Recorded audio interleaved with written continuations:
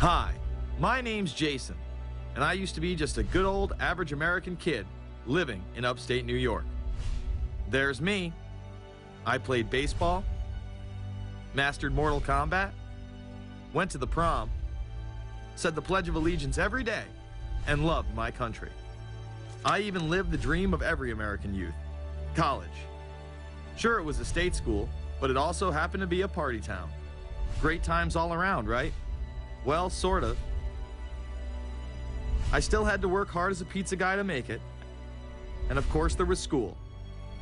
I had to figure out the computer graphics programs I was working with, as well as attend classes I didn't care about. I certainly didn't know much about geopolitics. Then 9/11 happened and everything changed.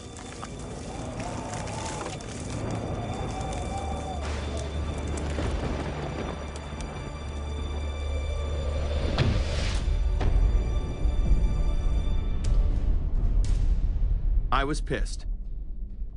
How dare the Muslim extremists massacre all those people? But was it all true? Prior to the invasion of Iraq, something didn't seem right. I then did a startling thing. I actually took a look at what happened that terrible September day. What I found horrified and angered me to such an extent that I took action. We were lied to, and lied to big time. Before I knew it, I went from a normal college student to the political guy at the party to one of the guys that brought you the first internet blockbuster, Loose Change. The film would not only change my life, but countless others as well. So if you've ever seen Loose Change, the documentary about September 11th, conspiracy theorist documentary, it is riveting. Oh, like, yeah.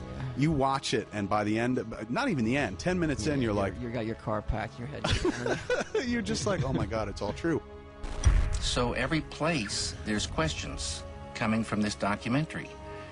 And you don't have to believe everything in the documentary to still have questions come up.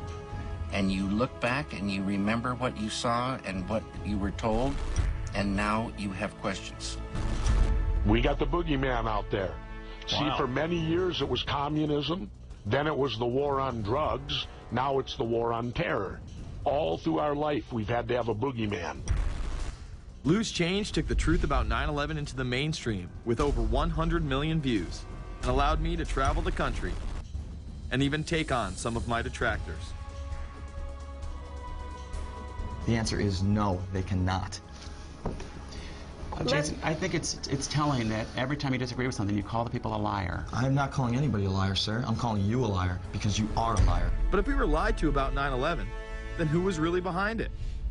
A lot of people on the web were pointing towards the New World Order, but that was impossible.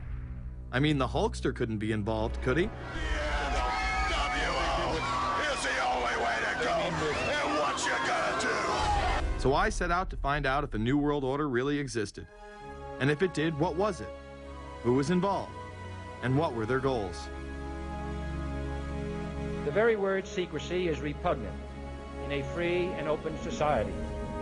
And we are, as a people, inherently and historically opposed to secret societies, to secret oaths, and to secret proceedings. For we are opposed around the world by a monolithic and ruthless conspiracy. It is a system which has conscripted vast human and material resources into the building of a tightly knit, highly efficient machine. Its preparations are concealed, not published. Its mistakes are buried, not headlined. Its dissenters are silenced, not praised. No expenditure is questioned, no rumor is printed, no secret is revealed. Some cringe when they hear the term New World Order, despite all of these prominent people using it.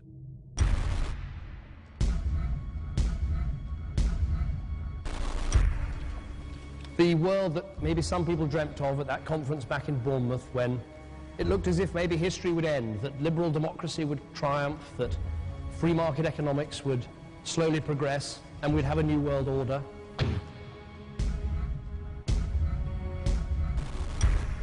And together they helped to create, were the principal leaders in creating, a new world order and a winning strategy in the Cold War.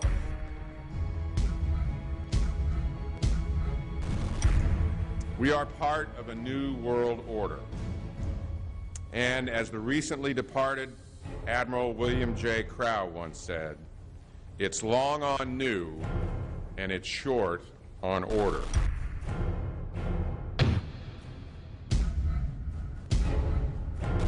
Walter Isaacson wrote a wonderful book about some of the wise men who helped shape the New World Order following the Second World War.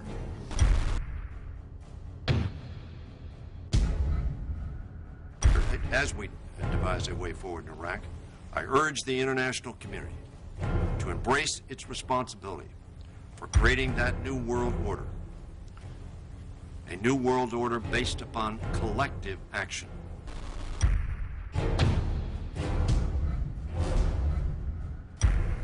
The transatlantic partnership was never just the foundation of our security. It was the foundation of our way of life. It was forged an experience of the most bitter and anguished kind. Out of it came a new Europe, a new world order, a new consensus as to how life should and could be lived.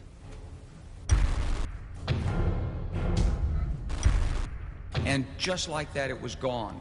It was a new world order. That's what President George H. Bush said.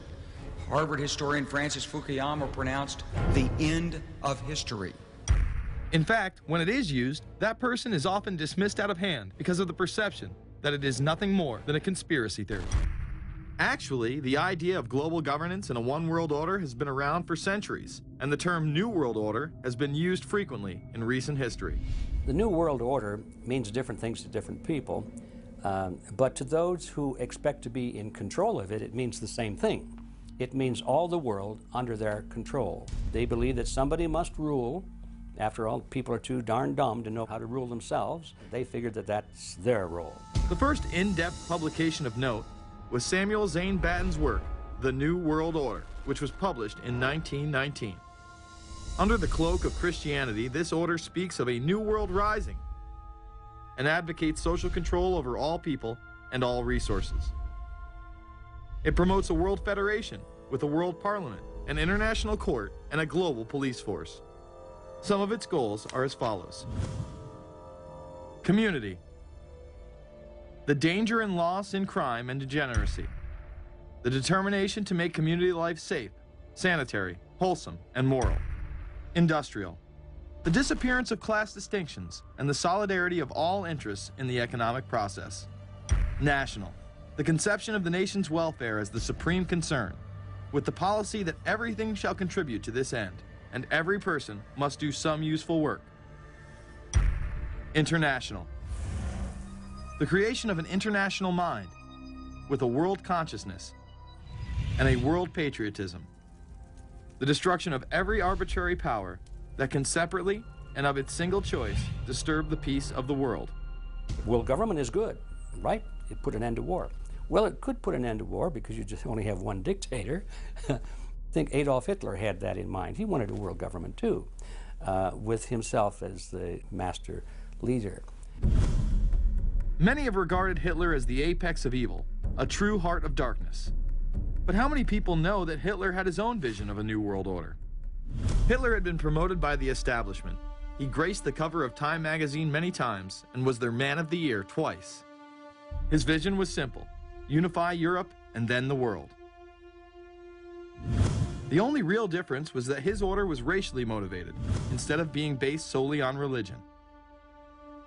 He even wrote a lesser-known follow-up to Mein Kampf in 1928 that many have dubbed My Order, or New World Order. President Roosevelt would condemn this order prior to World War II. Nazi forces openly seek to establish systems of government based on the regimentation of all human beings by a handful of individual rulers who seize power by force. Yes, these men and their hypnotized followers call this a new order. It is not new, and it is not order. The idea of globalization was so prominent in Nazi ideology that the 1936 Berlin Games would be the first time that the Olympic rings would be displayed prominently and promoted in order to glorify the Third Reich.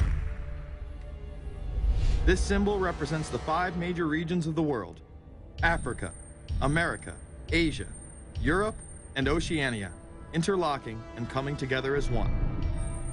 This one world philosophy still defines the Olympic Games today. Australia, hello and welcome. One world, one dream. Hitler's methods of youth corps, concentration camps, eugenics, and military aggression were so visible to the rest of the world, he eventually failed. However, his vision of a new world order lived on. Author H.G. Wells, the man behind The Time Machine and War of the Worlds, would write about a planned world state in which there must be a common faith and law for mankind. In 1939, he would publish a full book on the matter called The New World Order. Wells again has a similar vision, stating that national individualism has to go and that sovereign states must end. He then goes on to write, in the great struggle to evoke westernized world socialism, contemporary governments may vanish. Perhaps his most chilling prediction is that countless people will hate the New World Order, be rendered unhappy by frustration and their passions and ambitions through its advent, and will die protesting against it. Many of them quite gallant and graceful-looking people. Collectivism is that concept where individuals are considered to be discardable, and that the group is more important, and that the ultimate group, of course, is the state. And so it boils down eventually to the fact that the state is the all-important unit of society, and citizens exist only to serve the state. Other men of prominence would also promote a New World Order during the 1960s, including industrialist and former New York Governor Nelson Rockefeller. These are some of the reasons pressing us to lead vigorously towards the true building of a New World Order. Rockefeller would also become vice president under Gerald Ford.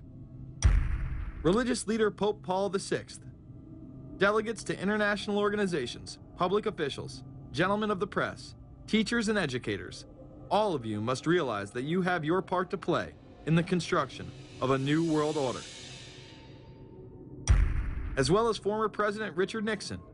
And the hope that each of us has to build a new world order. However, Nixon was largely a mouthpiece for his most dominant advisor, Secretary of State Henry Kissinger. Kissinger may be the most vocal proponent for a new world order of his era. He has called for it time and time again, in policy papers, meetings, and interviews. Time magazine recognized both Nixon and Kissinger as Men of the Year after announcing their New World Order in China. However, they were working on it long before. In these once classified documents, they both discussed the new order with the president of Indonesia. Mainstream media was even critical of Kissinger's vision in the early 70s. In ragged, spasmodic fashion, a new world order is coming into being, but it looks less and less like the world order that Mr. Kissinger had constructed in his own mind. Kissinger's New World Order would fall under the radar for some time. However, it saw a vast revival during the first Bush administration. Here is Brent Scowcroft, former vice chairman of Kissinger Associates and former national security advisor under both Ford and Bush Sr., as he discusses the New World Order. Looking at the subtitle this morning, Are We Ready for the New World Order? Gives me something of the shudders. That phrase, New World Order, I'm afraid I'm partly responsible for resurrecting. To me, what that symbolized was perhaps a fundamental change in the character of our response to national security issues. Here, Charlie Rose asked Scowcroft, Kissinger, and former national security advisor Zbigniew Brzezinski if we are living in a new world order. Where are we as we think about this time in American foreign policy? Are we at a special moment which is being redefined? Or are we creating a new world order?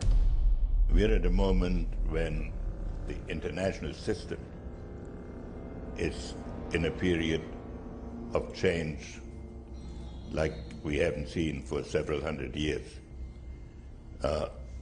In some parts of the world, the nation state on which the existing international system was based is either giving up its traditional aspects, like in Europe, or as in the Middle East. George H.W. Bush would campaign for a new world order like no other president before him. He would openly discuss it during his State of the Union address. What is at stake is more than one small country. It is a big idea, a new world order, where diverse nations are drawn together in common cause to achieve the universal aspirations of mankind. Again, a unified Europe was a major goal in creating this order. With few exceptions, the world now stands as one. A year and a half ago, in Germany, I said that our goal was a Europe whole and free. Tonight, Germany is united. Europe has become whole and free. The world can therefore seize this opportunity to fulfill the long-held promise of a new world order. We can find meaning and reward by serving some higher purpose than ourselves, a shining purpose, the illumination of 1,000 points of light. Bush Sr. and his administration would tour and promote this agenda across the board at any given opportunity. The President has spoken often of a new world order. And we have an unprecedented opportunity to build a new era of peace and prosperity here and abroad, to build a new world order. It's my understanding, I think that the President, and I don't know the context of how it came up in his speech last night in New York, said that China must be a part of the new world order. Guess I would like to ask you how you envision China fitting into the new world order. It is a country that we are going to have relationships with by virtue of its geopolitical importance. American officials say breaking down regional and national barriers to the flow of goods and services would represent a spectacular benefit to economies around the world. We are building a new world order. Bush would actually make a commencement address at Maxwell Air Force Base declaring the birth of this order. And that's why I wanted to speak to you today about the new world taking shape around us, about the prospects for a new world order now within our reach. In the coming weeks, I'll be talking in some detail about the possibility of a new world order emerging after the Cold War. But today, I want to discuss another aspect of that order. You see, as the Cold War drew to an end, we saw the possibilities of a new order in which nations work together. It refers to new ways of working with other nations to deter aggression and to achieve stability. As old threats recede, new threats emerge. The quest for the new world order is in part a challenge to keep the dangers of disorder at bay. We must build on the successes of Desert Storm to give new shape and momentum to this new world order. Only when this transformation is complete will we be able to take full measure of the opportunities presented by this new and evolving world order. The new world order really is a tool for addressing a new world of possibilities. This order gains its mission and shape not just from shared interests, but from shared ideals. After the Gulf War had ended, Bush was so obsessed with the idea of a new world order that he had a series of Glocks imprinted with the term that he would give to members of his administration, including Colin Powell, Brent Scowcroft, Dick Cheney, and General Norman Schwarzkopf. Cheney would even approve policy papers regarding the New World Order. Defense Secretary Dick Cheney has approved a revised draft of a policy document on the New World Order. The Pentagon is backing off a controversial earlier draft and has abandoned a one superpower strategy. The final document puts more emphasis on international alliances and organizations. This would become an unprecedented time period for people all over the globe to discuss at length what the New World Order meant to them. People within the media, Does anybody want to talk about the New World Order? Is there a New World Order out there, or is this a vision that exists in the... He does have his vision, there's no doubt about that. But does that exist in the president's mind, or does it exist out there in reality? This president sees this episode as the first test case, as the first example for the New World Order he is trying to organize. Some people have called it the New World Disorder, and there's a lot of truth to that.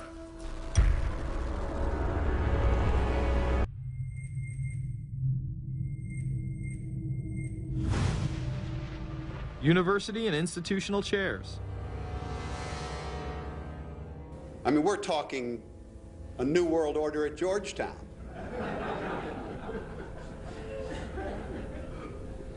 And we'd like to be very much a part of it and continue to live. This is a world that is likely to be dominated in the near future, and perhaps longer, by the Gulf War and the New World Order, which is the buzzword of the moment. So the secret of a New World Order, and at this point it's just a slogan, but it does have some historical background in terms that orders have succeeded each other over time. The secret of this is to learn how to use coalitions. We are effective in the United Nations. People within government. George Bush has invoked a New World Order without enunciating a new American purpose. The president has still failed to articulate clear goals for our nation's foreign policy in this new age. I find the term New World Order very revolting, and just not only historically but politically today. I think Harding is absolutely right, and the actions of the administration just after enunciation of the New World Order put the lie to the fact there is any real substance behind what they say as New World Order. The first act of the New World Order was A, to make war, and then B, was to sell arms all over again. Is there a New World Order? We know certainly that George Bush has copyrighted the term at this point. In the aftermath of this war, though, is it an empty vessel into which something will be poured? Is it the appropriate term to use? Is it going to be a New World Order, or will disorder be just as significant in this process as we look ahead? Let's start with Madeleine. I think that we have, in fact, kind of had this term thrown at us, and many of us have not liked it, partially because of the previous historical connotation, and partially because I think it doesn't really deal with the way the world ought to be or is at the moment. But we are far from seeing a world order, and I'm not sure that it is in best U.S. interest to have a new world order in which we are the policeman. While many began to become critical of this order, the term began to evaporate into the background. We are very, very skeptical of an international order if we are not sure how the rules will be made, because thus far the international order has been made with rules that we had no input into and that affect us, and even when on the few occasions when the rules will seem to favor us, then they get changed. A unipolar world, a world of one superpower, may be quite dangerous for us. A New World Order under the United Nations would mean, among other things, an end to our God-given rights given us and secured by the Constitution. The New World Order, which now has been called by some the New World Disorder, and by some people on the more liberal persuasion, the taking over of the world by the Council on Foreign Relations, the Trilateral Commission, and the UN to put us all in slavery. But what are these organizations? Who founded them? And what are the stated goals of each? Before we begin with the Council on Foreign Relations, let's delve further into history to understand roundtable groups and their origins. Its roots go way, way back in history, and they go back to the formation of a secret society, a secret organization that was created by Cecil Rhodes, a very powerful and very wealthy individual.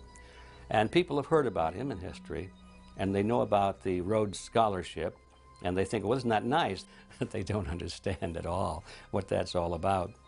Cecil Rhodes, when he died, left his great fortune not to his family, not to his heirs, but for the creation of a secret society. And we know about this because there were some people very intimately involved with this organization who wrote about it. One of the best authors on this topic is Professor Carroll Quigley.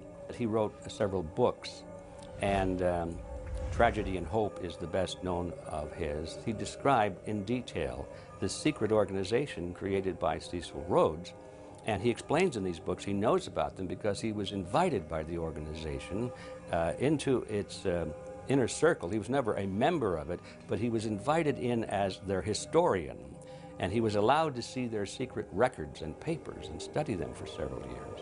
And he knew all the important players, and he understood what it was about, and so he wrote these books. It's an amazing thing because he laid out in great detail what the purpose of the organization was and how they were the major players in all of the big international events since and including World War I.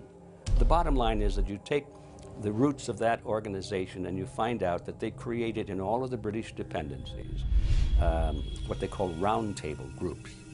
And then around those little roundtable groups, they created front groups. And the purpose of these front groups and roundtable groups was to penetrate into the governments of all of these different countries, to penetrate into the media centers, to penetrate into the educational systems. In other words, to penetrate into the social fabric, the power centers of society, and literally take them over from the inside without anybody being aware that they were controlling influence. After World War I, the International League of Nations arose as a precursor to the United Nations in 1919, under what seemed to be the vision of President Woodrow Wilson and his 14 points.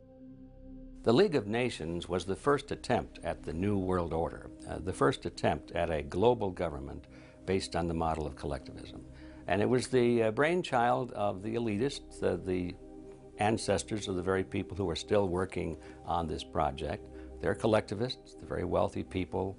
They're the ones in this country who dominated the powerful tax-exempt foundations, like the Carnegie Endowment Fund for International Peace, the Rockefeller Funds, the Ford Foundation, and groups like that. These people were on record, even way back then, that they had to have a new world government, and they dreamed of that being embodied in the League of Nations. And they were solidly behind it. And that was one of the reasons those people encouraged the United States into World War I, was because of the crisis of World War I, and that would also condition Americans to thinking of making big changes in their system, because we certainly don't want another war like that, do we? There's that fear angle again. And they thought, well, by being in World War I, then we would be a major participant at the table to carve up the world and create a new world government. And that was to be the League of Nations. Well, what happened to it is that the American people didn't really go for it. Wilson was aware of the elite and their control over society. In his book, The New Freedom, published in 1913, he discussed such a group. Since I entered politics, I have chiefly had men's views confided to me privately. Some of the biggest men in the United States, in the field of commerce and manufacture, are afraid of something. They know that there is a power somewhere so organized, so subtle, so watchful, so interlocked, so complete, so pervasive, that they better not speak above their breath when they speak in condemnation of it. Ultimately, this insight did not spare him from becoming yet another puppet of the global elite. You're watching Invisible Empire, A New World Order Defined. I'm Alex Jones, the producer of this film. I have produced 5 of the top 10 films in internet history, whether it's Loose Change Final Cut, Endgame, The Obama Deception, or Fall of the Republic. Yes, we've made informative, well-documented films, but the real credit for the success of these documentaries lies with you, the viewers. My friends, Invisible Empire is so important for people that need a crash course in the history of the ruling class and what this establishment is setting up. Please support the filmmakers so we can make future documentaries. Visit Infowars.com. Purchase the high-quality hard case DVD that has over 30 minutes of expanded extras. Make copies of that because it's the best quality available. Give it to everyone you know. Have public showings, whether it's the library, a local theater, or your home. Get it out to everyone you know. Get a PrisonPlanet.tv membership. Download all my films in high quality. Burn them to disk and give them to everyone in your community. If we expose the globalist, there's no way they can carry out their hellish plan. The destiny of this film is in your hands. You've made our previous films incredible successes.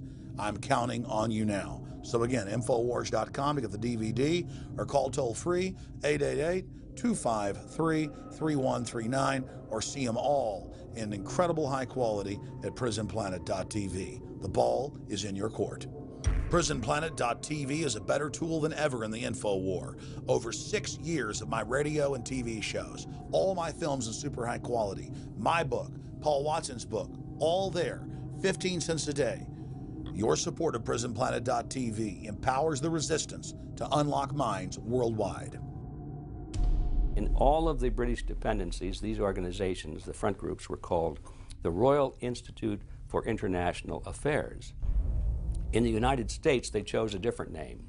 They chose the Council on Foreign Relations, but it held exactly the same relationship to this inner society of Cecil Rhodes. Among the charter members were W. Averell Harriman of Union Banking, then President of the United States Woodrow Wilson's main advisor, Colonel Edward Mendell House, John D. Rockefeller, the founder of Standard Oil, banking mogul J.P. Morgan, and prominent bankster Paul Warburg. Well, the Council on Foreign Relations exists today. It's probably the most powerful single organization in America. Many observers, including myself, believe that it is the hidden government of the United States. These people are not elected to office, and most Americans don't even know who they are. But they are holding all of the important positions in society. There are only about 4,000 of them in the United States, but I don't care what organization you want to look at, whether it's government, or whether it's the universities, or the large media centers, or whatever it is. You look at the people at the tops of those organizations, the owners, the managers, the CEOs, the board of directors, and I'm going to say probably 80 to 90% of the great power centers of America are dominated by just those 4,000 people who are members of the Council on Foreign Relations.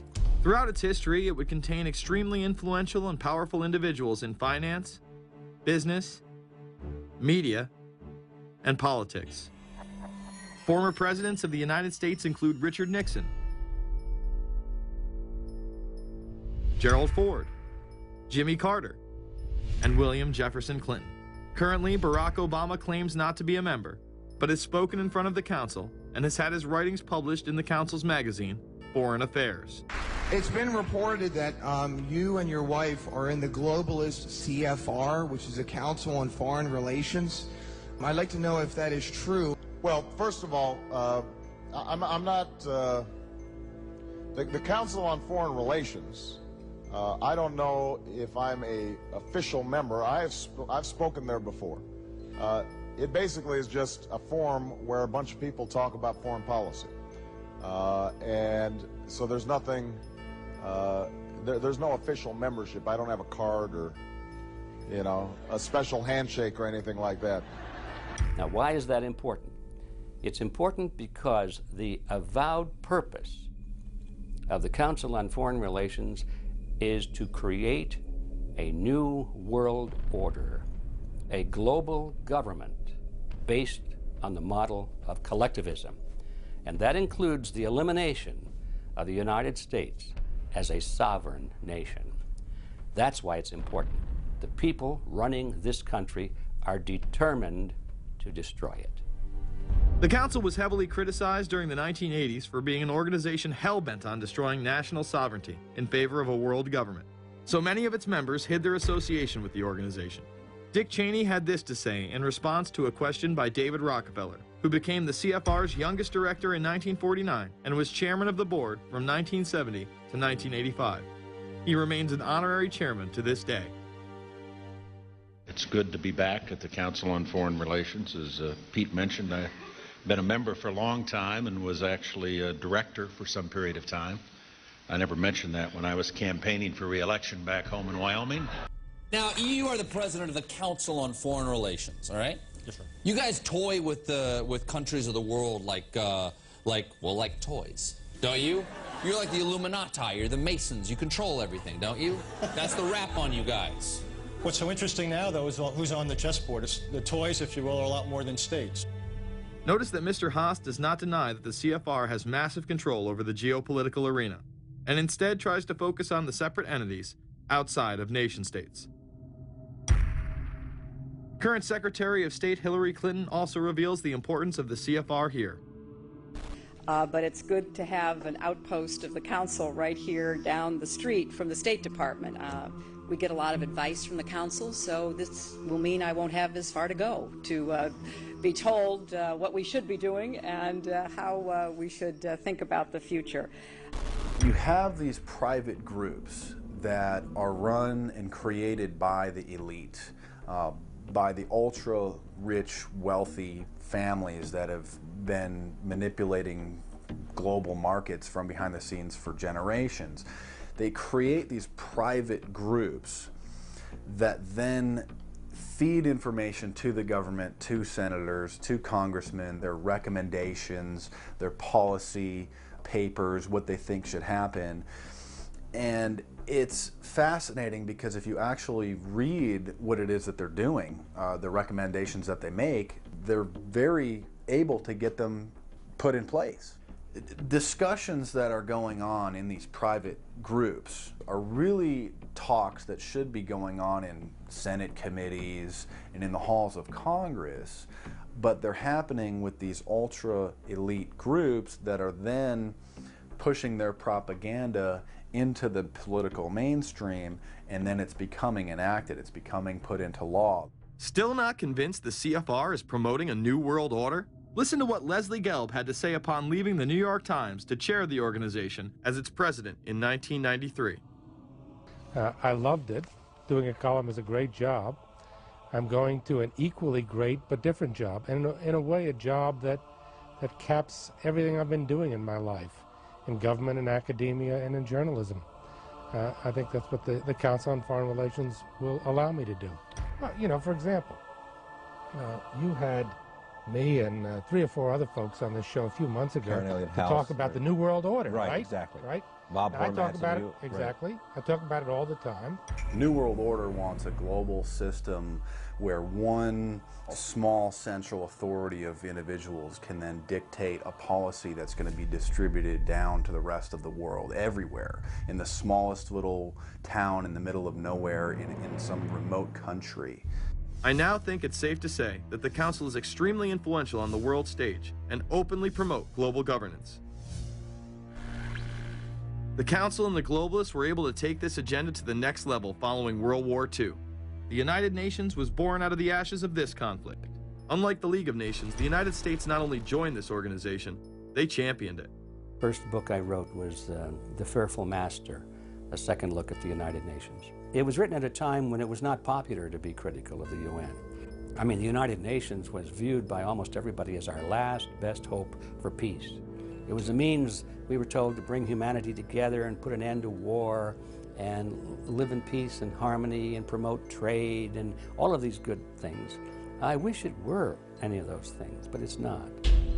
The original charter for the United Nations was drafted in San Francisco in 1945, and the United States became a permanent member of the Security Council, along with France, the United Kingdom, the Soviet Union, and the Republic of China. The process by which other nations' belief systems could be used to erode and eviscerate our Constitution and Bill of Rights had taken a giant leap forward. The United Nations is one of the most well-known sort of globalization attempts. Its primary goal is to streamline all the governments of the world, to create a global council and to unify all the rules and all the regulations for the world. So it's essentially the precursor and an engine of this new world order. The United Nations is made up of all of the countries of the world, most of which are dictatorships of one kind or another.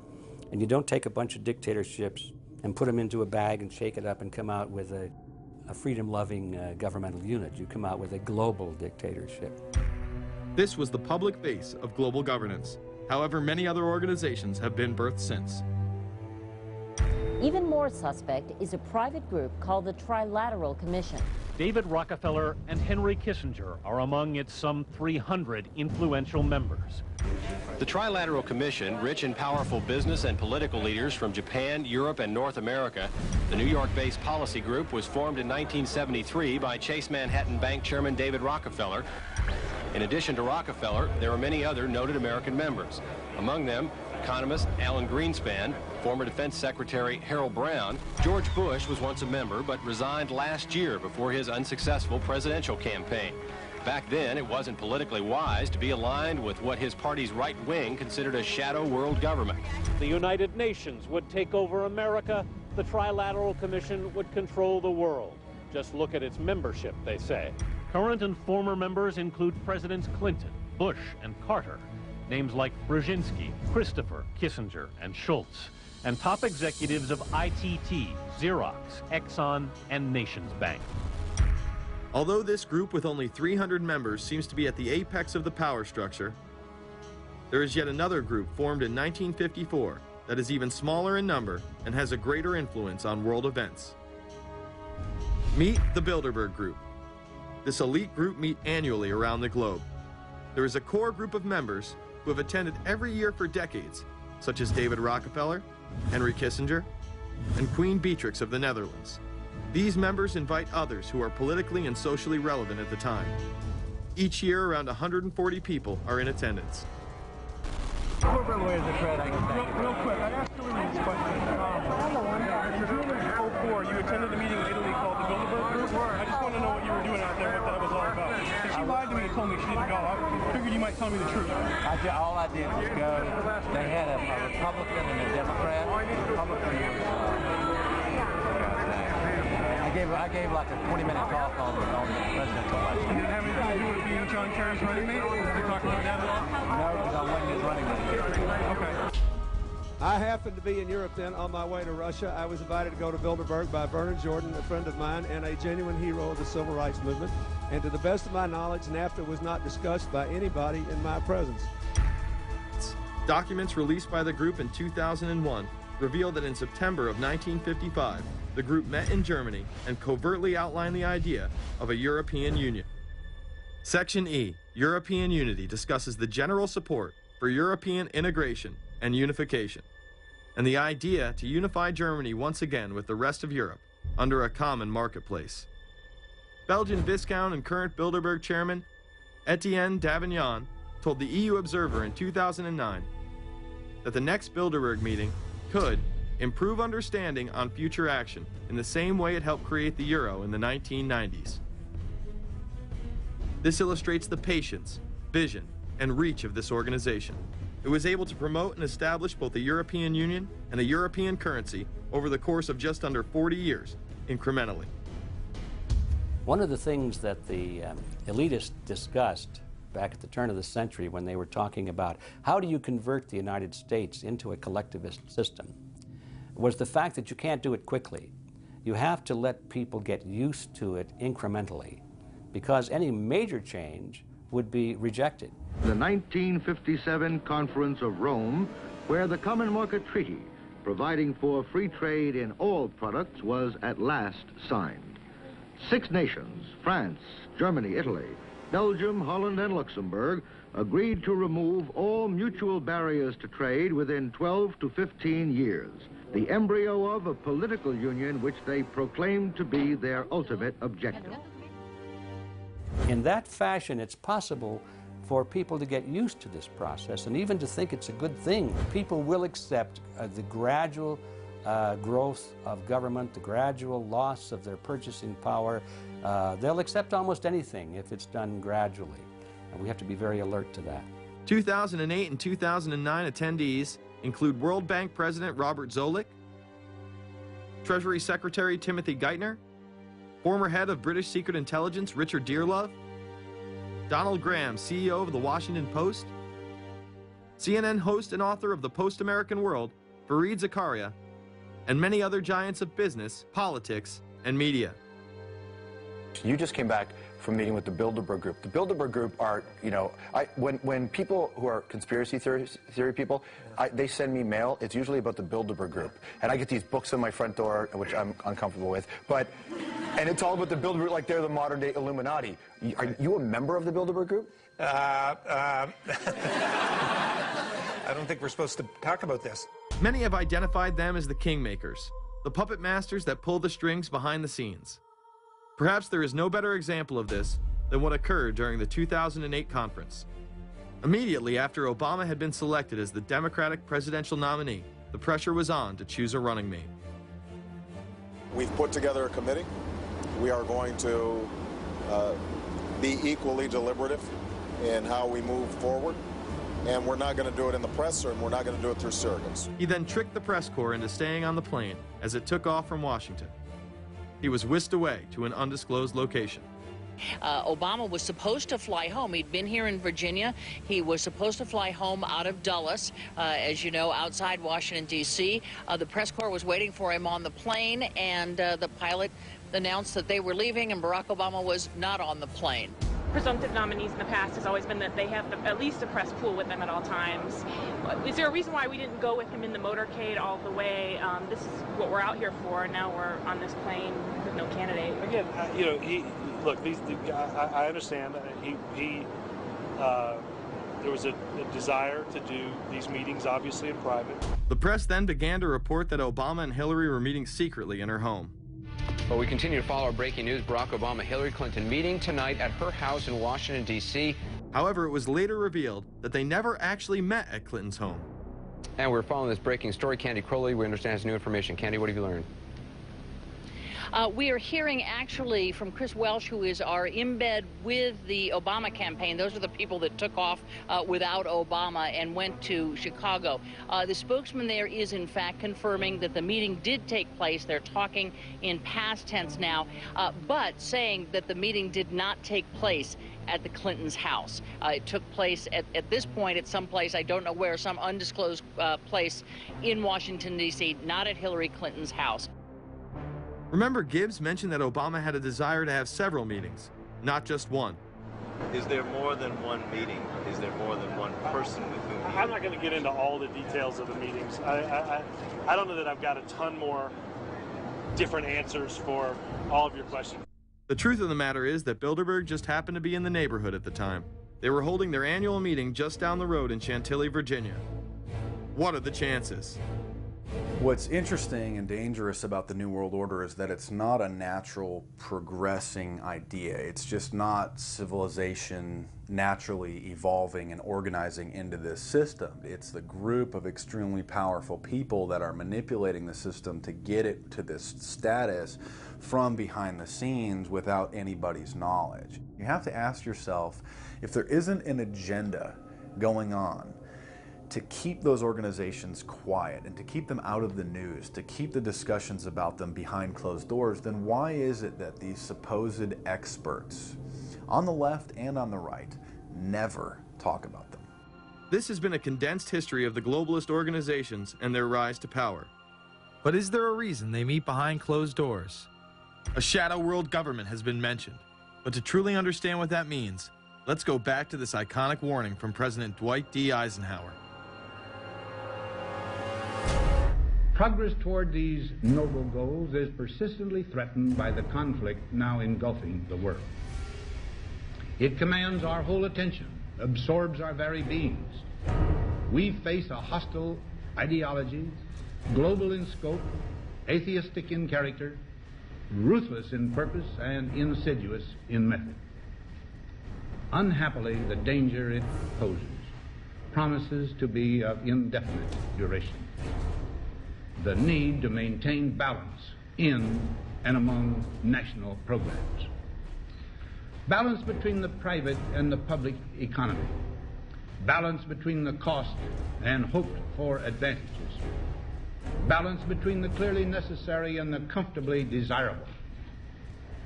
We have been compelled to create a permanent armaments industry of vast proportions. We annually spend on military security alone more than the net income of all United States corporations.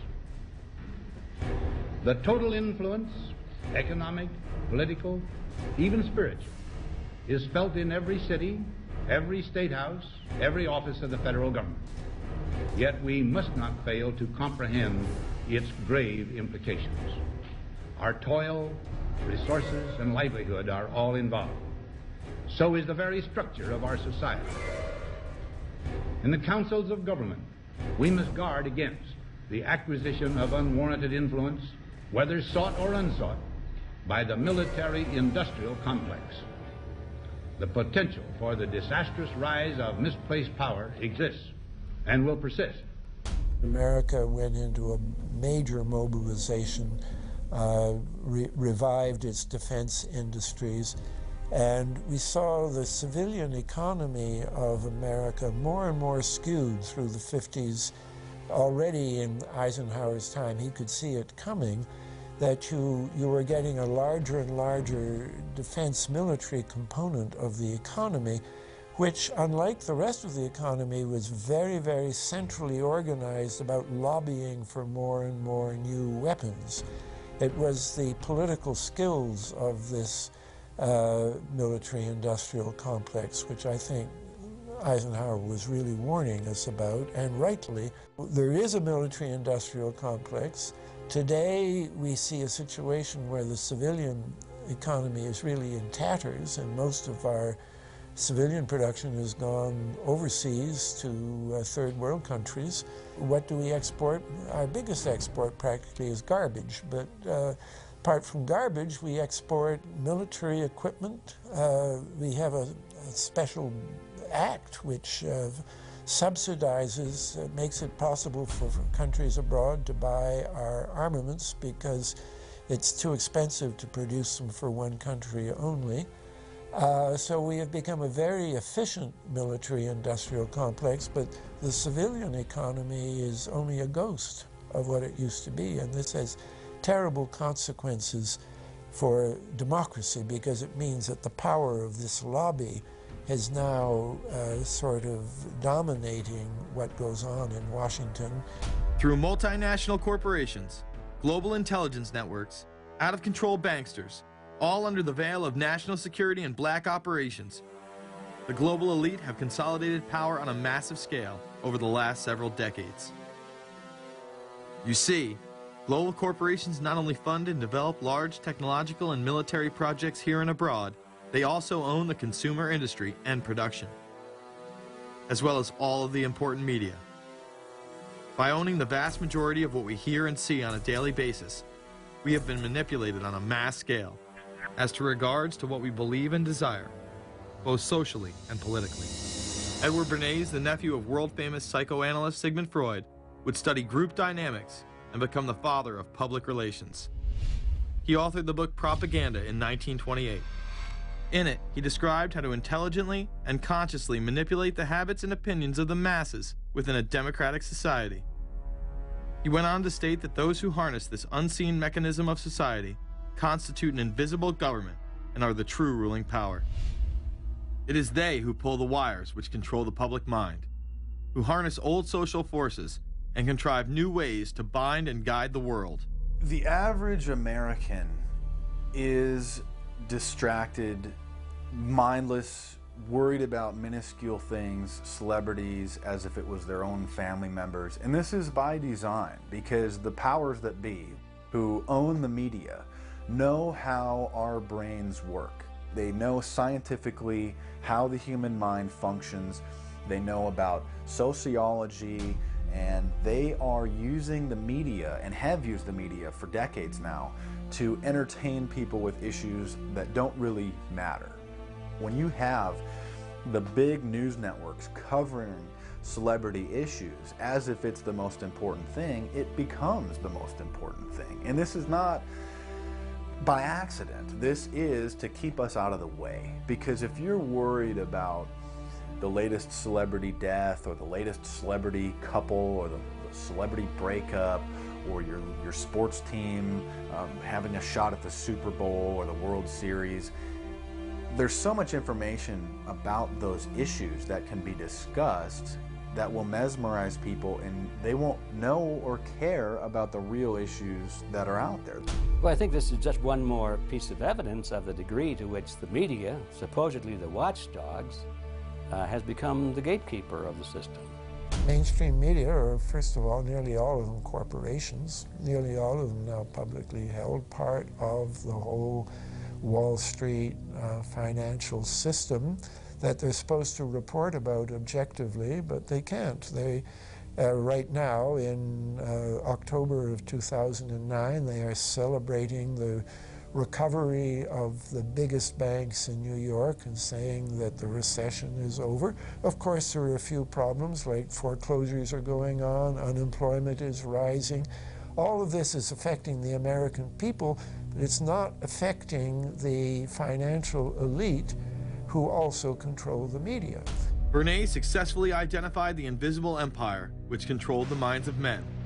So as the populace is mesmerized and hypnotized by powerful behind-the-scenes forces, as they are distracted by the latest celebrity scandal, the newest cell phone, and their favorite sports team, this network disguises itself, remaining in the shadows. Despite the elite utilizing Bernays' methods, in conjunction with the military-industrial complex they had erected, a modern arm of this organization was exposed in what came to be known as the Iran-Contra scandal. Essentially, black operations were not only caught dealing arms illegally and supporting South American dictators, but also smuggling drugs into the United States. Iran-Contra was really the merging of two different programs. The first one was support for the Contras, who were, let's face it, a force of terrorists in Nicaragua trying to overthrow the Sandinista government. They were being secretly supported by the CIA, and at the bottom of the whole thing was drugs. Iran-Contra was openly exposed by massive network coverage. How was it that in 3 years, a network Washington set up to run arms to the Contras wound up running cocaine into this country for the most vicious drug cartel in the world? At the same time, we were supposed to be fighting a war against drugs. But by the same token, I also smuggle my share of weapons in exchange for those illegal substances, with the full knowledge and assistance of both the DEA and CIA. Betzner says that in 1983, he flew weapons from Florida to El Salvador and drugs from Colombia to the Bahamas on the way back. In 1984, he says, he flew twice from Florida to Costa Rica and back. We could bring back our own cargo, and they would arrange it, or we could bring back their cargo without ever having to worry about interception, arrest, anything like this, that everything was taken care of. What kind of cargo were you talking about? Drugs. Tolliver says he had 2 meetings with this man, CIA veteran Rafael Quintero. Then in March of 1986, he says he flew 14 tons of weapons down to Honduras, to this Contra resupply base set up by the CIA. We take off from Tegucigalpa, Honduras, and we leave. To? South Florida. Where in South Florida? We landed at Homestead. Homestead? Air Force Base.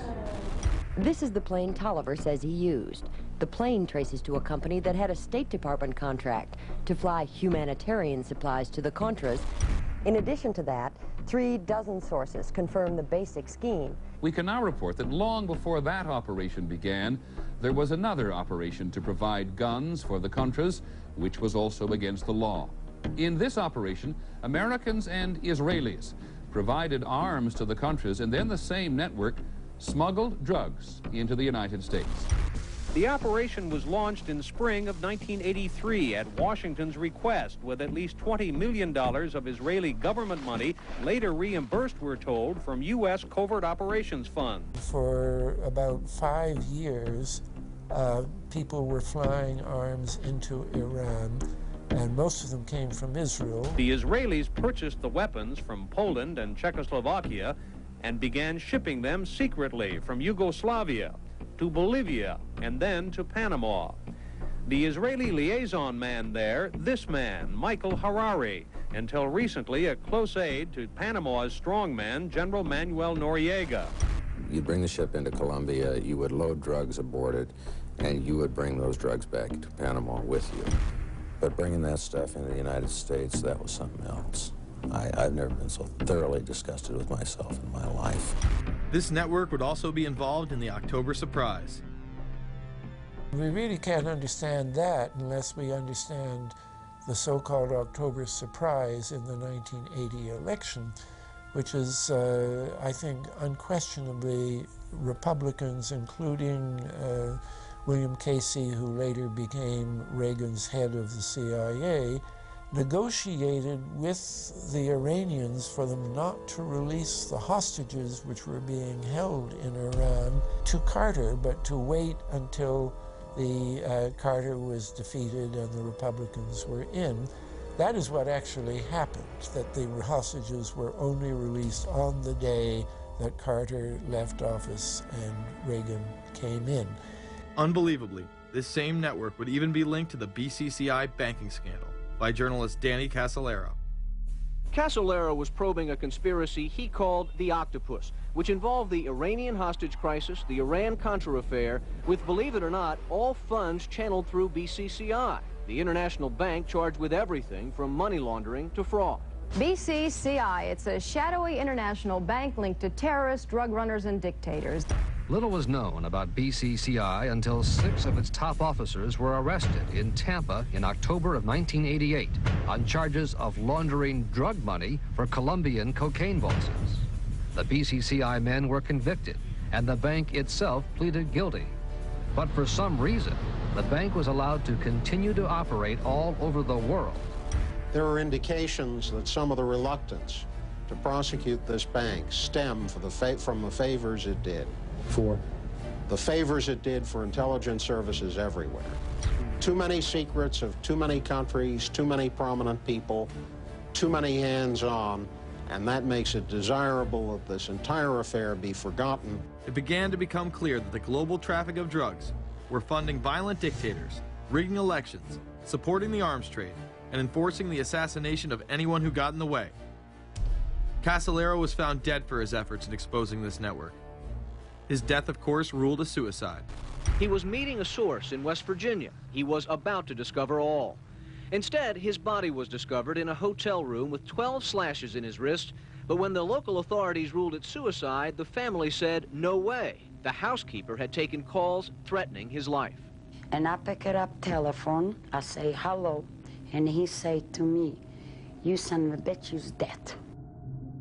Casolaro would not be the only person involved in the scandal to wind up in a casket. Meet Barry Seal. At first, the media portrayed Seal as a drug dealer gone good, who was assassinated by the Colombian mafia.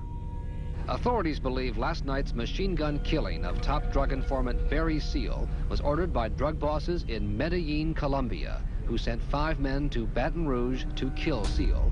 Sam Dalton was the lawyer that represented the Colombian hitmen convicted of his assassination. We were trying to subpoena the CIA because we felt like they had documents, exhibits, and evidence that would indicate complicity in Seal's assassination. When they were able to gain access of Barry Seal's trunk the night of the murder, the personal phone number of none other than George H.W. Bush was present. Louis Unglesby, the former attorney for Mr. Seal, also confirms that he once called the office of the vice president after Seal had given him the number. You see, the Black Ops drug smuggling operation had not yet been exposed, and intelligence couldn't take any chances. It was later revealed that Seal was involved in smuggling cocaine into Mena, Arkansas, while Bill Clinton sat as governor. 1983, Ronald Reagan was president, Bill Clinton was governor. And little Mena, Arkansas, changed from a quiet town to a center for drug smuggling and reported Contra support activity. In the middle of it all, this man, admitted dope smuggler Barry Seal. Arkansas State Trooper Russell Welch investigated Seal's organization. Each trip would have 250 to 350 pounds of cocaine. According to the London Telegraph, Arkansas State Trooper Larry Patterson testified under oath that he and his officers discussed repeatedly in Clinton's presence the large quantities of drugs being flown into Mena Airport, large quantities of money, large quantities of guns. Hot Springs police officers would also record Roger Clinton, Bill's brother, during a cocaine transaction stating, "Gotta get some for my brother. He's got a nose like a vacuum cleaner." There was also a large amount of money laundering going on in Mena. Former IRS agent William Duncan traced some of Seal's drug profits laundered through Mena banks. We had direct testimony from people who were involved in the money laundering operation. We had testimony from people at banks who observed the transactions. What happened when you tried to make this case before a grand jury? I was never asked to present the evidence to a grand jury, ever. This very same network used BCCI to fund the Afghani rebels. The deputy director of the CIA, Richard Kerr, said late today that the CIA did use the Bank of Credit and Commerce International, BCCI, to support CIA activities overseas. Most people still believe that the Soviets had maliciously invaded Afghanistan in order to spread their communist agenda. The Al-Qaeda was essentially a kind of a byproduct of Brzezinski's campaign to embarrass the Soviet Union in Afghanistan. They weren't in Afghanistan at that time. Brzezinski boasted later that he was responsible for drawing them into Afghanistan. And he did this extraordinary interview with Le Nouvel Observateur in France, and they said, but aren't you worried that you've created this whole new force of Al-Qaeda? And he said, oh, what's more important, a few crazed Islamists or the fall of the Berlin Wall? And they said, but you know, is there no danger? Aren't they dangerous? And he said, nonsense. He said all this in 1998. So I knew Brzezinski at McGill University. We were students together and took very small classes together. And in some ways he's bright, and in some ways he's kind of nuts. And he had the kind of nuttiness that made him attractive to the Rockefellers. Bin Laden and his network were actually funded by BCCI through U.S. covert operations. Well, the reason I bring it up, if you've ever heard any of our call-in shows, you know that we have people that think about the conspiracy theories of people like you. You would be a poster child for these people because you have served on the board of the Council on Foreign Relations. You helped start the Trilateral Commission, and you've been to the Bilderberger Group. Are people too close in this world, people in business, too close to the governments? Well, you know, there is such a thing as insidious influence. And the question is, how does it operate? Does it involve bribery? And does it involve some sort of psychological domination of individuals? I don't believe in this notion of some sort of secret societies controlling people. But of course, in any political system, there are sort of over-the-table and under-the-table arrangements. Arrangements that involved ruthless, illegal, and immoral activities in order to dominate humanity. Despite all of the evidence that has just been presented, this network would fall down the memory hole, even though 14 convictions were made in the Iran-Contra scandal. The continued cover-up would be made possible by George H.W. Bush. These documents that came forward in the North trial clearly reveal the involvement of the vice president to a greater degree, I think, than he has acknowledged heretofore. This, of course, did not stop him from pardoning those involved during the twilight of his presidency. Some new reverberations today to President Bush's Christmas Eve surprise, the pardoning of former Defense Secretary Caspar Weinberger and several others in connection with the Iran-Contra allegations. Well, now the special prosecutor says it's the president who needs to explain some things. The real issue is why the notes weren't produced 5 years ago when the congressional investigation and the independent counsel's investigation had requested them. Because high-level political officials scrambled to limit the investigation and establish plausible deniability for the upper echelons of the network, including Bush himself. So who is this guy, and how did he come to power? To understand that, we must first take a look at his father, Prescott. Prescott was born into privilege and became extremely influential in business, intelligence, and politics. He helped establish the CIA out of the Army's Office of Strategic Services with the Dulles brothers, and served as a senator in the state of Connecticut. However, during his time serving as one of the directors of Union Banking Corporation, he was doing business with Nazis. The Bushes have been sort of at the heart of the military-industrial complex since its very beginning, and that Prescott was involved in a firm that actually fronted for Nazi firms in America. In fact, Union Banking and its subsidiaries were seized by the United States government in October of 1942 under the Trading with the Enemy Act. After the war, the assets were returned, a few fines were paid, and it was swept under the rug of forgotten history. These Nazi ties should not be all that shocking, seeing as it has been declassified that the Office of Strategic Services recruited Nazis into its ranks through Project Paperclip in August of 1945. George Bush seemed to follow in his father's footsteps, using Prescott's business connections to move to Texas and get into the oil industry. He would first attain political office as a Texas congressman in 1966, but then lose his bid as a Texas senator in 1970. It was at this time that Nixon appointed Bush as an ambassador to the United Nations. According to official accounts, Bush then began work with the CIA as its director in 1976. Evidence suggests that Mr. Bush and the CIA actually had a much longer-standing relationship.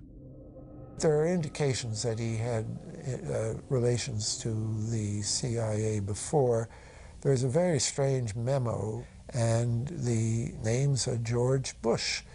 And when this was published, there was a lot of fuzzing of the issues, but given George H.W. Bush's strong connections with the Cuban community, I think there is a good chance that it was the George Bush we know, so that he did have a CIA connection.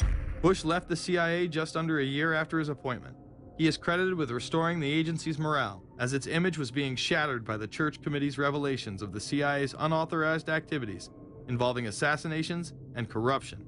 In reality, Bush was responsible for denying the Church Committee many of the documents it requested and making it impossible for them to do a thorough investigation. After his time as CIA director, he devoted himself to becoming the next president of the United States. Many people within his own party did not like his globalist ties. Along the campaign trail, Bush continually had to explain his association with the group. You know J.R. Ewing in the show Dallas? J.R. is a member of the Trilateral Commission, I think. It's got to be because it's so bad. Let me tell you something. I used to be a member of it. I resigned, as I did from every business thing I was in, to concentrate on one thing, running for President of the United States. Ronald Reagan initially had no interest in having Bush as his running mate. Even then presidential candidate Ronald Reagan had questions.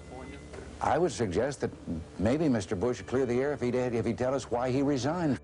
Reagan's backers then forced him to choose their intelligence frontman, George H.W. Bush, as his vice president.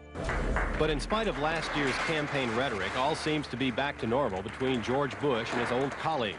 And President Reagan, who is relying on many of these powerful business leaders to make his economic package work, will host commission representatives at the White House Monday. After Reagan's election, there was an attempt on his life, just 69 days into office. Astoundingly, Bush would again be connected. So just who is John Hinckley, Jr.?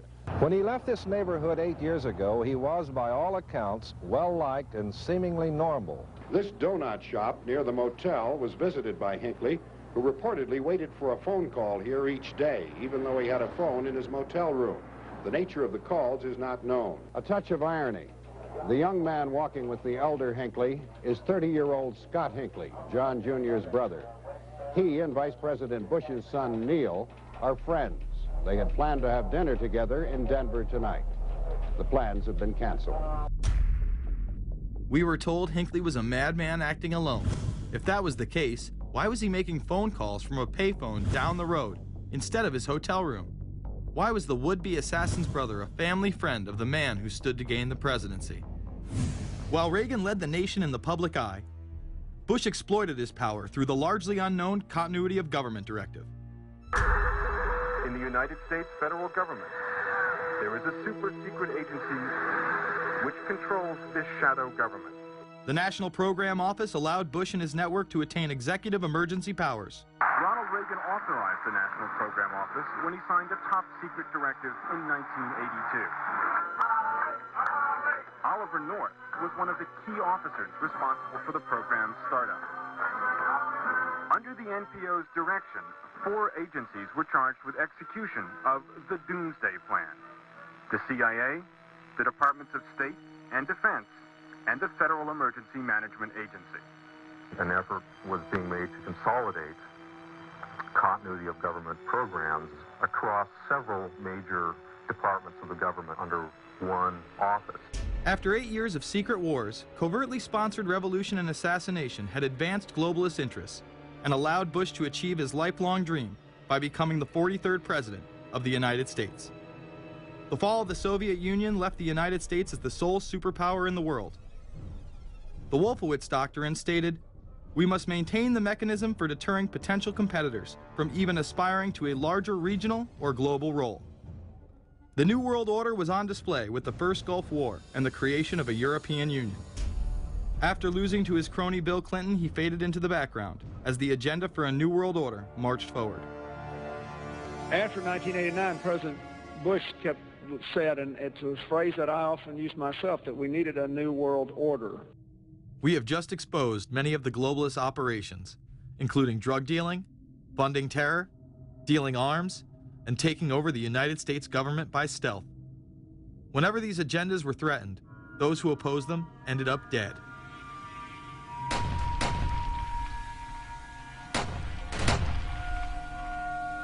We've got some difficult days ahead,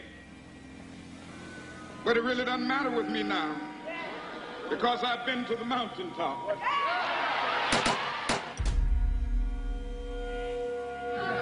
My thanks to all of you, and now it's on to Chicago, and let's win there. Thank you very much. Gave a paper about all three of the big assassinations in the 60s, which was John F. Kennedy, Bobby Kennedy, and Martin Luther King.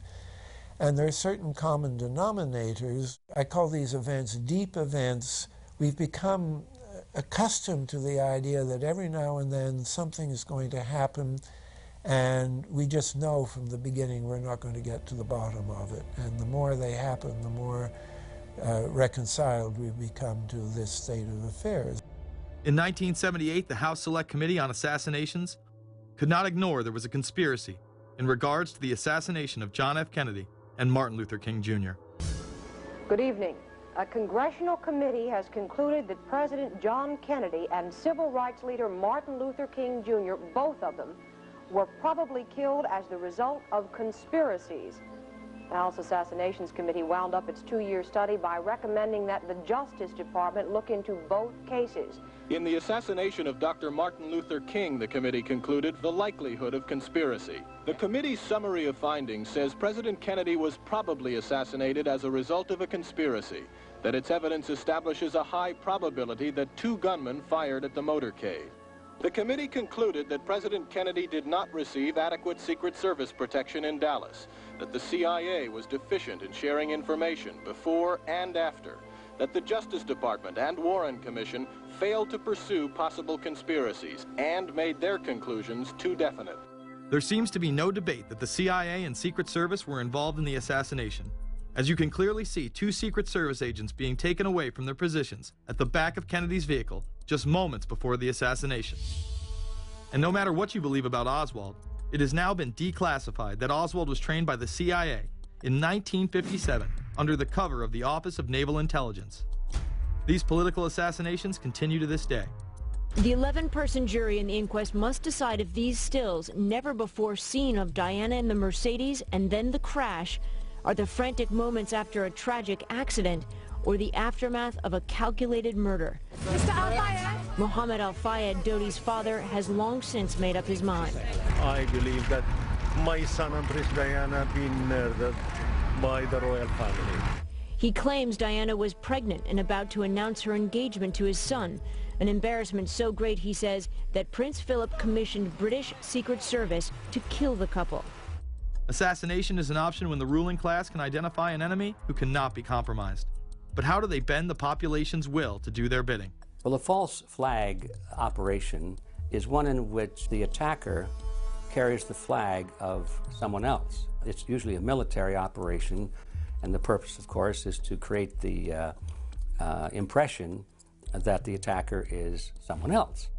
They want to create negative public opinion against the nation whose flag was being used. Or they may even not use a flag at all. This sort of thing is done all the time, and it's certainly not unique in history. I think we've been seeing a lot of it lately. Americans are easily motivated by false flag operations, and I think it's inevitable that we will see false flag operations in the near future. It is used in order to seize power at an accelerated pace. A very well-documented modern example of this is the Tonkin Gulf incident. There were two sets of Tonkin Gulf incidents. The first one on August 2nd were real but trivial. The second on August 4th, 2 days later, were the ones to which we actually sent planes off in retaliation and were, in theory, much bigger, a torpedo attack on a U.S. destroyer, but in fact it never happened. When McNamara visited Vietnam, he confirmed the Tonkin Gulf incident never occurred, and once again, we were lied into war. To this day, I don't know what happened on August 2nd and August 4th, 1964 in the Tonkin Gulf. The general provided the answer, saying his Navy attacked the Maddox on August 2nd. But on the 4th, nothing happened. There was absolutely nothing, he said. We know for a fact now that NSA and CIA both falsified their reports up to Johnson on that day to make it look as if there had been an attack. Upon the fall of communism, a new threat had to be established in order to maintain their military-industrial complex and keep the people in fear of invisible enemies. More modern examples of this have been used not only to start conflicts abroad, but to instill fear in large populations in order to demonize groups and further erode civil liberties. The majority of people still believe that Timothy McVeigh was a right-wing extremist who bombed the Oklahoma City building with a Ryder truck because he was upset with the government. People close to the event told a very different story.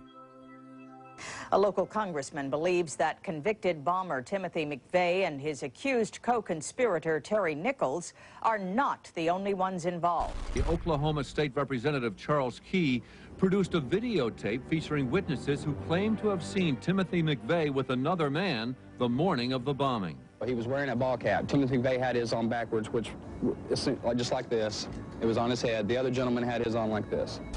In fact, the FBI had actively pursued John Doe No. 2 in its initial investigation, then denied his existence altogether. There were also multiple reports that explosives were found inside the Murrah building. The Justice Department is reporting that a second explosive device has been found in the AP Murrah building in downtown Oklahoma City. Mike, you're still with us, aren't you? Yes, I am, and I might tell you in addition to that, in fact, what we were told at the scene a few minutes ago was that, in fact, 2 different explosive devices were found in addition to the one that went off. The second explosive was found and defused. The third explosive that was found, and they are working on right now as we speak, I understand, both the second and third explosives, if you can imagine this, were larger than the first. Bomb squads were actually caught on video pulling into the building to retrieve these devices.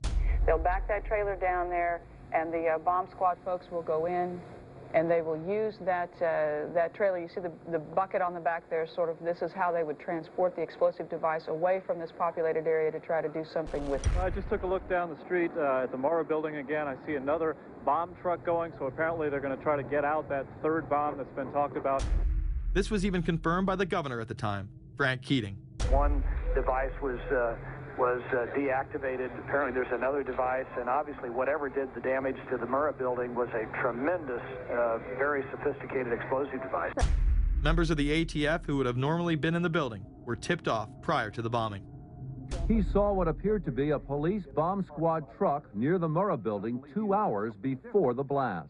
It had a shield on the side of the door, and it said bomb disposal or bomb squad below it, and I really found that interesting. Another witness who spoke to ABC News on the condition of anonymity will tell the grand jury tomorrow he was told by an ATF official agents working in the building had been warned in advance not to come to work. He just came out and told me that the ATF wasn't in the building that day. They'd been tipped by their pagers not to come to work, which I was flabbergasted. McVeigh would even claim in a letter written to his sister, which was published by the New York Times, that he was actually recruited for black operations, which included smuggling drugs into the United States, as well as assassinations. One may brush this off as the ravings of a madman. However, McVeigh was filmed at the Camp Grafton military facility in North Dakota on August 3, 1993. McVeigh's official records state that he was discharged over a year prior from the Army Reserve in May of 1992. Perhaps even more interesting is that Camp Grafton was specializing in training troops in explosives and demolitions at the time. When all was said and done, the security tapes reported to have captured the entire thing on video were rounded up and classified. In 2009, they were finally released, and magically none of them caught the bombing. The excuse being they were all having their tapes changed at that exact moment. This event would be labeled domestic extremism, which was used to demonize critics of world government, militias, and create fear within the populace. Muslim extremism seemed to show its ugly face in then unprecedented fashion on February 26, 1993. A truck bomb had gone off in the parking area of the World Trade Center. Luckily, the bombers failed to follow instructions and parked the truck carrying the explosives against the main support column.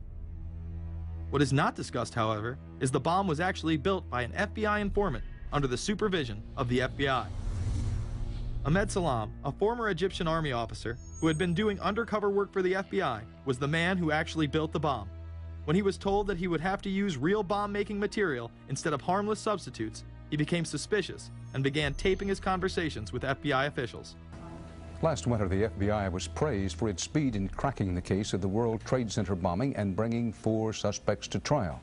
Now, there is some evidence that the FBI may have known of the plot in advance through an informant and might even have stopped the bombing that killed 6 people. Notice the media emphasizes that they might have been able to stop it. They then gloss over the fact that the bomb was built by their agent under FBI supervision in conjunction with the district attorney. FBI agents might have been able to prevent last February's deadly explosion at New York's World Trade Center. They discussed secretly substituting harmless powder for the explosives, but they didn't, according to the FBI's own informant, Imad Salem. Unbeknownst to the FBI at the time, Salem recorded many of his conversations with his handlers. The actual recording where Salam discusses this with his FBI handler, John Antisev, was released years after the trial. You got paid regularly for good information. I mean, the expenses were a little bit out of the ordinary, and it was really questioned. Don't tell Nancy I told you this. Well, I have to tell her, of course. Well, then if you have to, you have to. Yeah, because, I mean, the lady was being honest, and I was being honest, and everything was submitted with a receipt. Yeah. And now it's questionable. It's not questionable. It's like a little out of ordinary. Okay. You know. All right. I don't think it was. If that's what you think, guys, fine. But I don't think that, because we was start already building the bomb, which is went off in the World Trade Center. It was built by supervision from the Bureau and the DA, and we was all informed about it, and we know that the bomb start to be built. By who? By your confidential informant. What a wonderful, great case. Following the convictions of the Muslims who were too inept to make their own bomb and park the vehicle in the proper area, Salam was pulled into the FBI's Witness Protection Program, where he has never been heard from again. Prior to the largest and most devastating terrorist attack on U.S. soil, the United States was poised as the first truly global superpower. Brzezinski would muse in 1997 that geostrategic success would represent a fitting legacy of America's role as the first, only, and last truly global superpower, and that the only way to mobilize Americans was a truly massive and widely perceived direct external threat. In September of 2000, a neoconservative think tank called the Project for a New American Century echoed Brzezinski's statements, saying the United States is the world's only superpower, combining preeminent military power, global technological leadership, and the world's largest economy.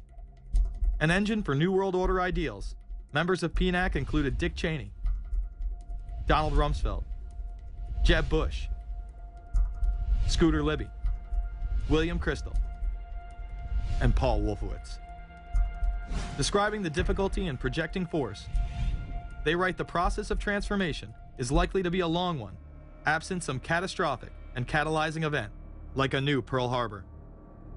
This takes us full circle to the September 11th attacks of 2001. In my previous film, Fabled Enemies, I expose in great detail the Saudi Arabian, Pakistani, and Israeli connections in conjunction with this international intelligence operation. In the early 1980s, bin Laden worked with operatives from U.S. intelligence, the Pakistani military, and Arab states. They ran a wide-ranging covert network that recruited and financed Muslim fighters to battle the Soviet army. The hijackers that were trained at U.S. military installations and protected by the FBI and CIA. The military exercises leading up to 9/11, and those that took place as the attacks occurred. Open line. Surveillance, Sergeant Richmond. Sergeant Richmond, Sergeant Light from Cheyenne Mountain Test Control. How are you? I'm doing fine. Okay, I need you to terminate all exercise inputs coming to Cheyenne Mountain at this time. Copy. And stay on loop until I verify that the connectivity is disconnected on the exercise side only. Okay, no, do not do any more inputs on the exercise side and stand by. I got Cheyenne Mountain on the line. Terminating all exercise inputs. So, over, in case you didn't know, that exercise. Oh, yeah. The Black Ops program, Able Danger, and the shadow government involvement. This morning we learned that the Vice President wasn't the only one sent to an undisclosed location on September 11th, that an entire backup government was and is still there and may be there for as long as anyone now at least can imagine. As well as much, much more. The government has lied about 9/11 repeatedly and used it to dominate the Middle East, while creating an evolving police state here, encroaching on civil liberties at home. And of course, building a new world order. There is a chance for the President of the United States to use this disaster to carry out what his father, a phrase his father used, I think, only once, and hasn't been used since, and that is a new world order. We know now that September 11th of 2001 was the beginning of what we might call a new world order. The new world order that this president's father talked about with such great enthusiasm seems to be high on the agenda of this administration. Under the second Bush administration, massive amounts of civil liberties were openly and brazenly taken away following 9/11. The passage of the Patriot Acts, the Military Commissions Act, and other horrifying anti-constitutional legislation was enabled by the incredible amount of fear generated by the media, all in the name of keeping us safe here at home. The war itself would create huge profits for the military-industrial complex, and the globalists would seize even more power and control over Middle Eastern resources in what they planned to become a Eurasian Union under their control. Although the establishment claimed to be fighting for our freedom abroad, they were destroying our sovereignty by stealth. Expanding on NAFTA, they were able to consolidate power on the domestic front by deindustrializing the United States through CAFTA, the Central American Free Trade Agreement, as well as the SPP, the Securities and Prosperity Partnership. Opponents, however, say the initiative is nothing less than a plan to create a North American Union that would eliminate sovereignty for all three nations. Building on the North American Free Trade Agreement, the NAFTA section of the Commerce Department is busy drafting laws and regulations for a North American Union, a union of Canada, America, and Mexico. The President has attended secret meetings and signed at least 2 agreements under the Security and Prosperity Partnership Program. The stated goal established by Presidents Bush, Fox, and Prime Minister Paul Martin is integration by 2010. It's a plan from the business elites, the political elites, that will cost more American jobs, cost American sovereignty, but it would fulfill the President's father's vision. Now, former United States Trade Ambassador Robert Zoellick is talking about it again with renewed vigor. This time, a new world order with business at the helm of trade and economic policy. It's an agenda that goes hand in hand with the United States, Mexico, and Canada, working quietly and behind the scenes to promote a common market with common deregulation for the benefit of multinational corporations. It's remarkable to me, the arrogance, the idea of just simply throwing away the nation's sovereignty, but they're trying to do so in so many ways. People better understand that they mean exactly what they're saying. It's a new world order they're trying to create. Dobbs, the only mainstream anchor to expose the new world order, resigned shortly after bullets were fired into his home. The elite do not plan on waiting around for these unions to be formed before implementing the next step in global government. Through the vast global economic crisis of the last few years, they have been able to devalue the dollar and undermine it as the world's reserve currency. They have allowed the Federal Reserve and IMF to consolidate power by taking control of the Securities and Exchange Commission, as well as issuing a global currency instead of the dollar, disguised as a special drawing rights unit. This aspect of the New World Order was announced at the G20 in April of 2009. There is a big thing that's going to happen in London at this G20, and then they're hiding it, they're camouflaging it, they're not talking about it. Coordination of international regulation. What they are going to do is to put our Fed and our SEC under the control, in effect, of the IMF. The New World Order, that's what they're planning in there, is to undermine the U.S. currency, and it's just really sad. What it really is putting the American economy under international regulation. Yeah. And those people who have been yelling, oh, the UN's going to take over global conspiracy government. Theorists. They've been crazy, but now they're right. There's 20 or whatever people in the G20, say there's 20 ministers, thousands of us, and we can't get our voices heard. When Geithner said he would be open to the idea of a global currency last week, yeah. Those conspiracy people had said and suggested that for years. Right. You're not wrong. Cash is becoming weeded out. Cash will most likely be eliminated or extremely difficult to use in many situations, so that you'll have to use the global currency or the electronic currency. Even though a physical global currency is yet to exist, groups such as BRIC are openly promoting a new reserve currency, which is a conglomerate of Brazil, Russia, Indonesia, and China.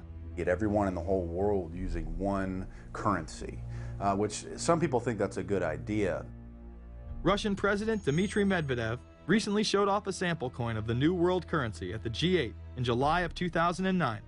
We have also agreed today additional resources of $1 trillion that are available to the world economy through the International Monetary Fund and other institutions.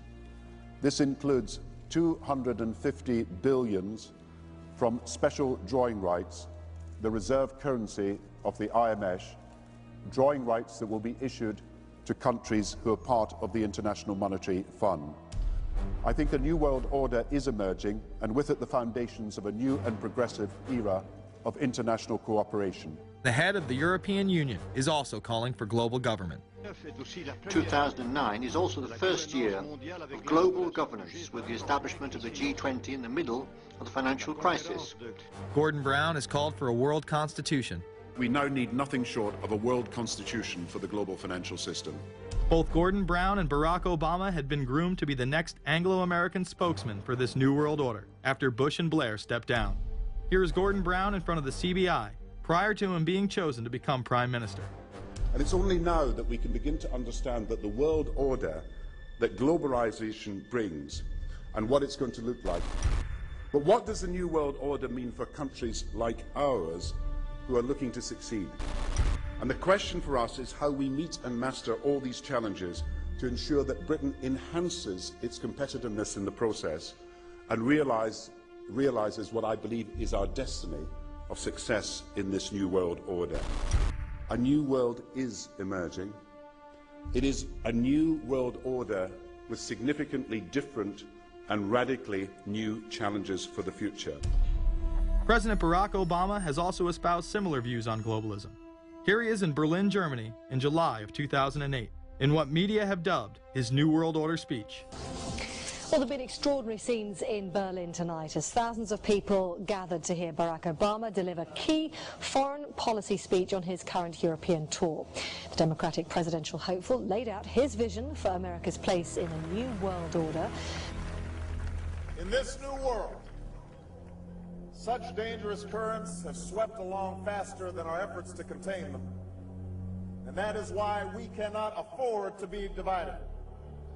No one nation, no matter how large or powerful, can defeat such challenges alone. But the burdens of global citizenship continue to bind us together. In this new century, Americans and Europeans alike will be required to do more, not less. Partnership and cooperation among nations is not a choice. It is the only way, the one way, to protect our common security and advance our common humanity. That is why America cannot turn inward. That is why Europe cannot turn inward. America has no better partner than Europe. Now is the time to build new bridges across the globe as strong as the one that binds us across the Atlantic. Now is the time to join together through constant cooperation and strong institutions and shared sacrifice and a global commitment to progress to meet the challenges of the 21st century. Barack Obama also became the first sitting president to ever become the chair of the Security Council for the United Nations, which only further cites his allegiance to world government. In an era when our destiny is shared, power is no longer a zero-sum game. No one nation can or should try to dominate another nation. No world order that elevates one nation or group of people over another will succeed. No balance of power among nations will hold. The traditional divisions between nations of the South and the North make no sense in an interconnected world. I think its task will be to develop an overall strategy for America in this period when really a new world order can be created. It's a great opportunity. The globalists, who know that Obama is going to promote their plan, want to make him such a superhero that nobody will question what he's doing. He is very much a product of the system that he is now technically in charge of. Obama alone, or the Democrat Party alone, is not responsible for his massive rock star status. It's been done by the media. This establishes that Obama is an unapologetic globalist who holds no one nation above another, despite its policies. Perhaps we should move towards a society more like China if that's the case. After all, on the 60th anniversary of the communist Mao regime takeover, the Empire State Building, once a proud symbol of the United States, was lit in the colors of the Communist Party halfway across the world. In fact, following the United Nations Copenhagen Conference in December of 2009, the Washington Post ran the headline, "Copenhagen Climate Deal Shows New World Order May Be Led by U.S., China." The Copenhagen Conference was disguised as a summit that would save the planet from man-made global warming by cutting carbon emissions. When taking a look at the almost 200-page document that was being proposed, it becomes evident that this was yet another attempt to establish global government and set up a global tax.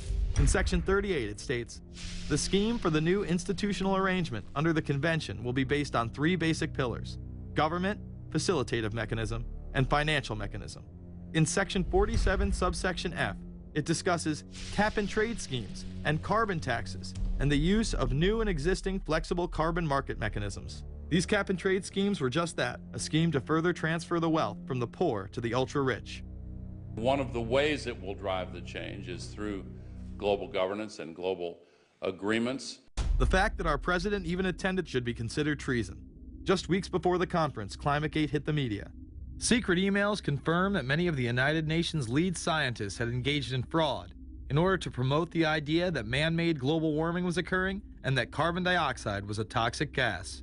In reality, they admitted the Earth had been cooling for the last decade and that they had destroyed the source data in order to ensure the scientific community would be unable to review their findings. Phil Jones was forced to resign from his position at East Anglia University, and Penn State has launched an investigation into Michael Mann.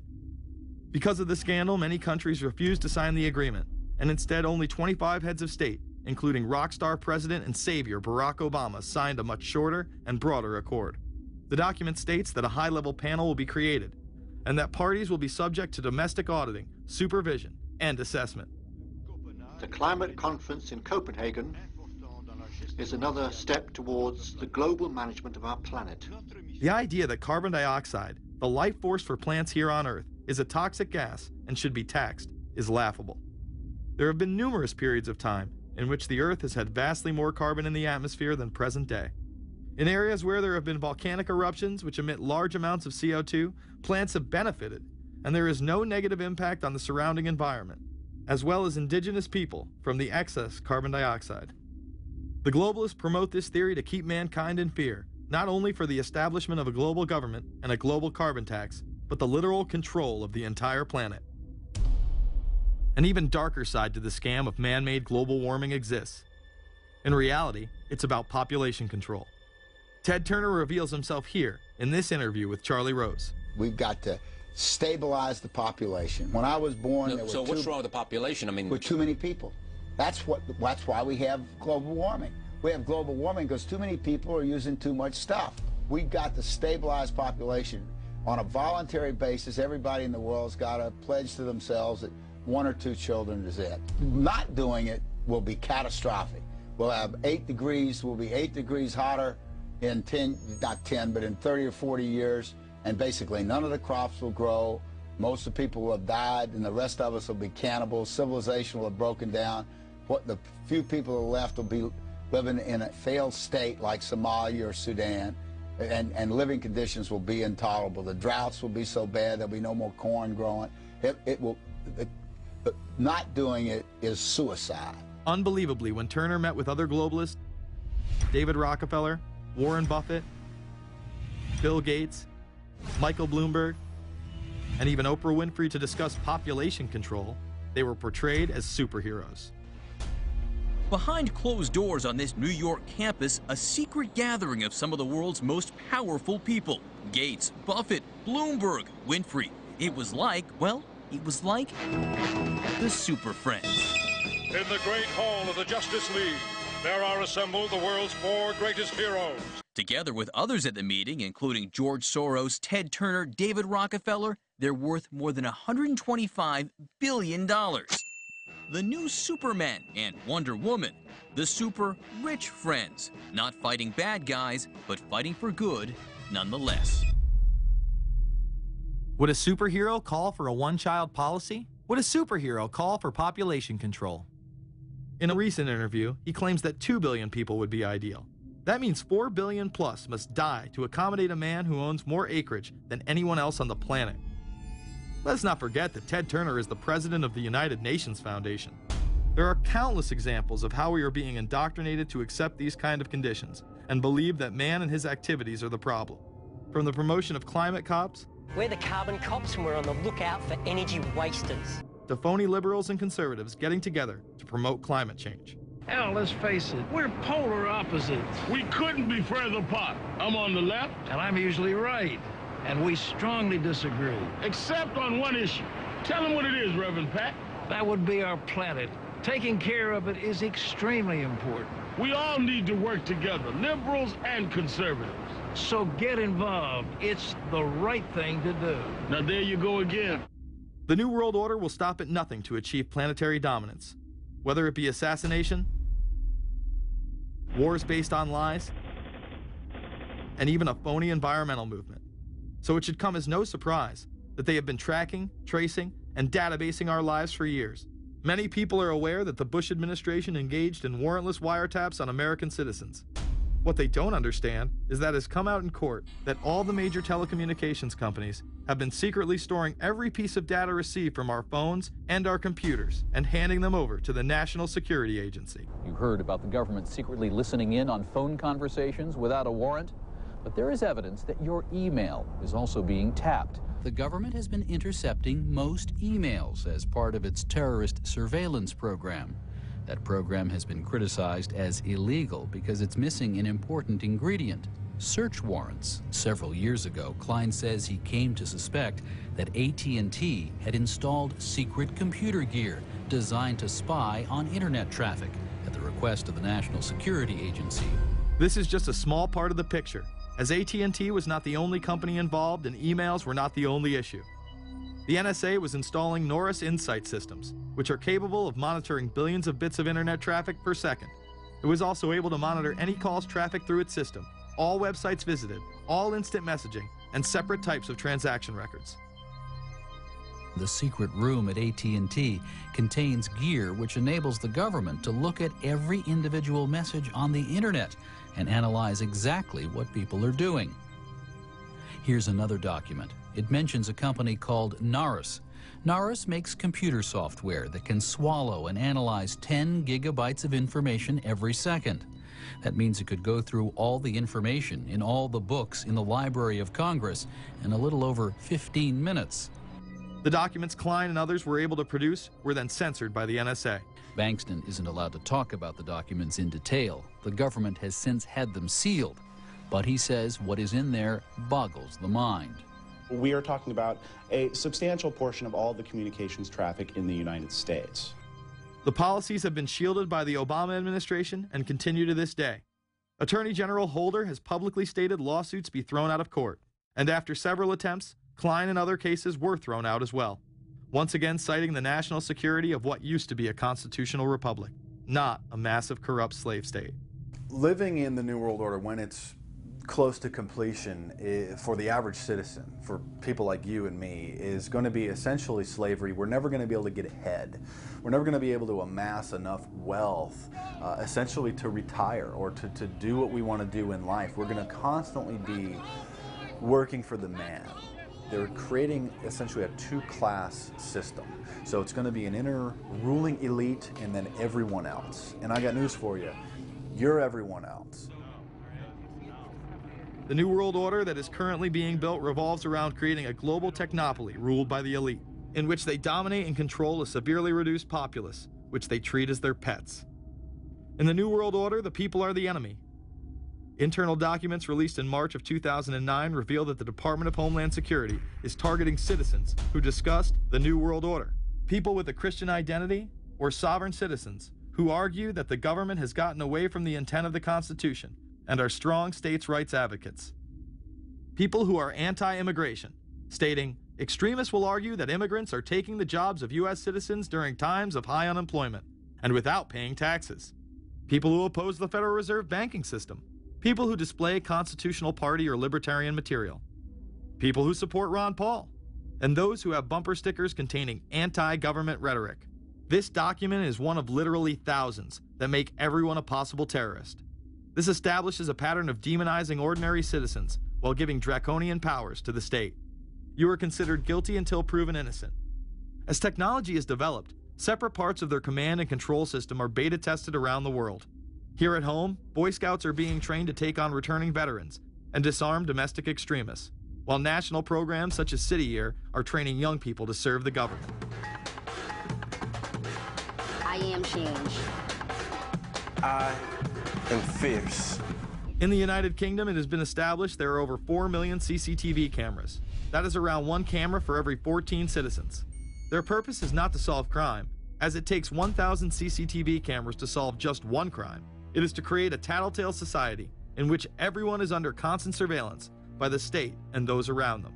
The company Internet Eyes is now paying people to log onto the internet and watch CCTV cameras in real time as they turn in criminals for cash. Families deemed by the state to be unfit in England have now been put under 24-hour CCTV supervision in their homes. This program has plans for 20,000 families in England, which is to double in the next 2 years. Your every move in both your home and the outside world is under constant surveillance by a criminal elite who operate above the law. As we are constantly under the microscope, their activities remain in the shadows.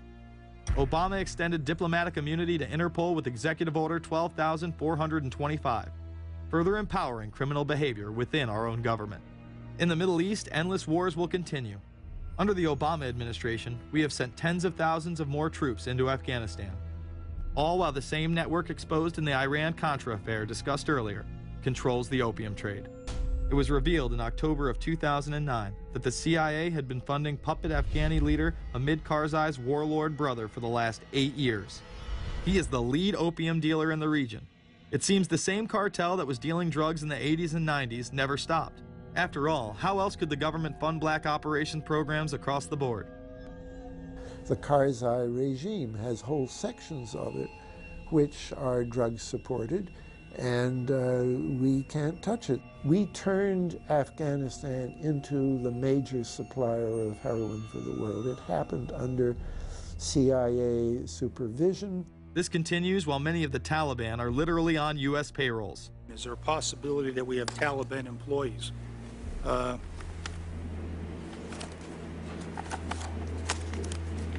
commander in the field, or I should say the COCOM commander, General Petraeus, has made it a conscious effort to, as part of his coin strategy, to hire local nationals. I can't talk in this forum, nor am I the qualified guy to talk about it, but there is no doubt in my mind, one day you're on one side of the ledger, the other day you may be on the other side of the ledger. Biometrics have been instituted in both Afghanistan and Iraq, where individuals are subject to fingerprint devices, iris scanners, and electronic databases to screen local residents as well as DNA tests. This includes anyone within the populace of a combat zone. Someone has to go out there with the biometric registration equipment, take your iris scans, take your scans and get you registered in the system like that. As scary and tyrannical as these systems seem to be, none may be as dangerous as the implantable RFID microchip. Through various pretenses, including terror, security, and entertainment, the chip has been promoted and integrated into society. In 2001, following the 9/11 terrorist attacks, the Jacobs family became the first family to be injected with microchips in front of a live television audience. We have a Florida family who are really pioneers in a brave new world. They have volunteered to be the first ever to have microchip identification devices implanted into their body. After 9/11, I was really concerned with the security of my family. In 2004, the FDA approved the use of RFID technology to be implanted into human beings.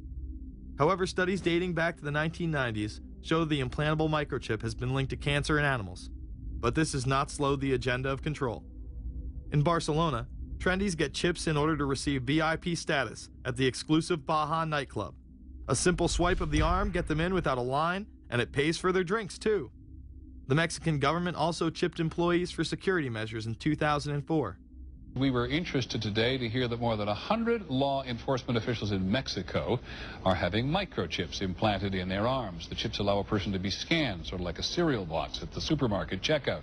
Mexico's Attorney General and 160 of his deputies have had microchips implanted in their arms. It is to provide access, said the Attorney General, to the right people in exclusive areas. Today, aside from being promoted as a device that can save your life by storing all of your medical information in it, it is being promoted as the next generation tool for video gaming.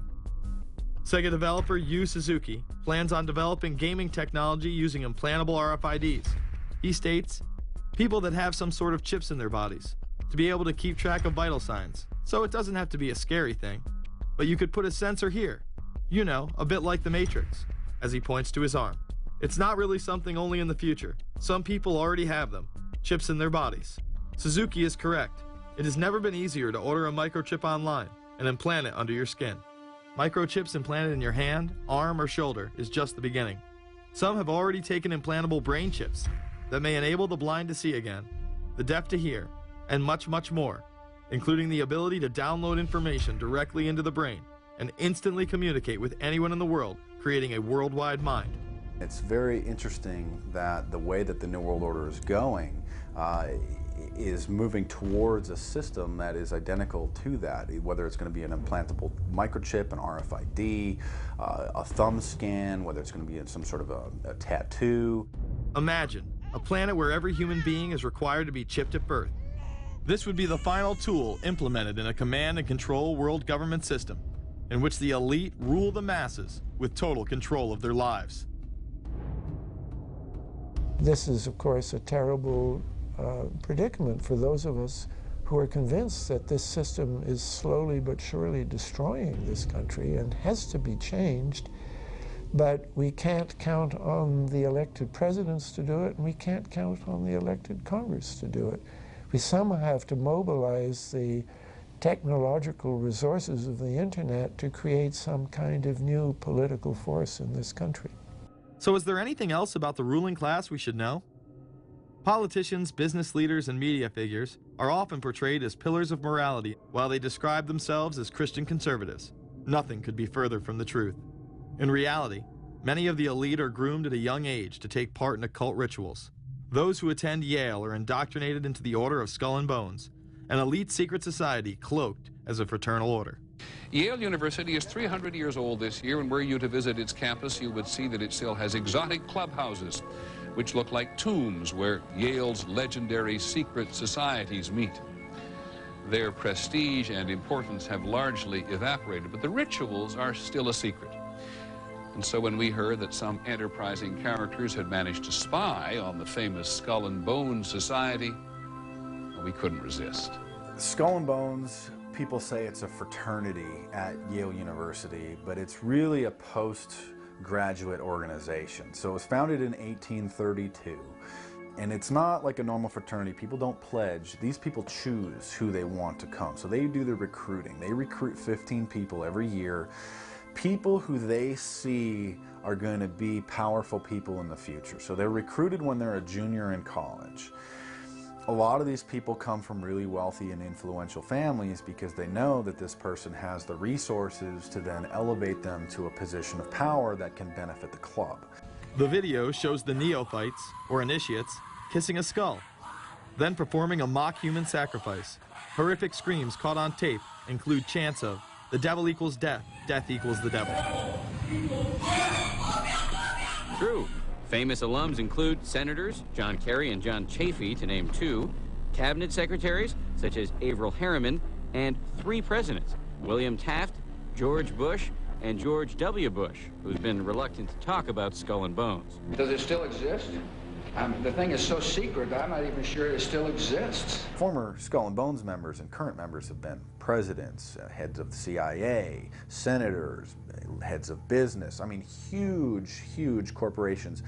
These people have the network that brings them to such a position of power that most people could only dream of. Bush would run against his fellow Bonesman and distant cousin John Kerry in 2004.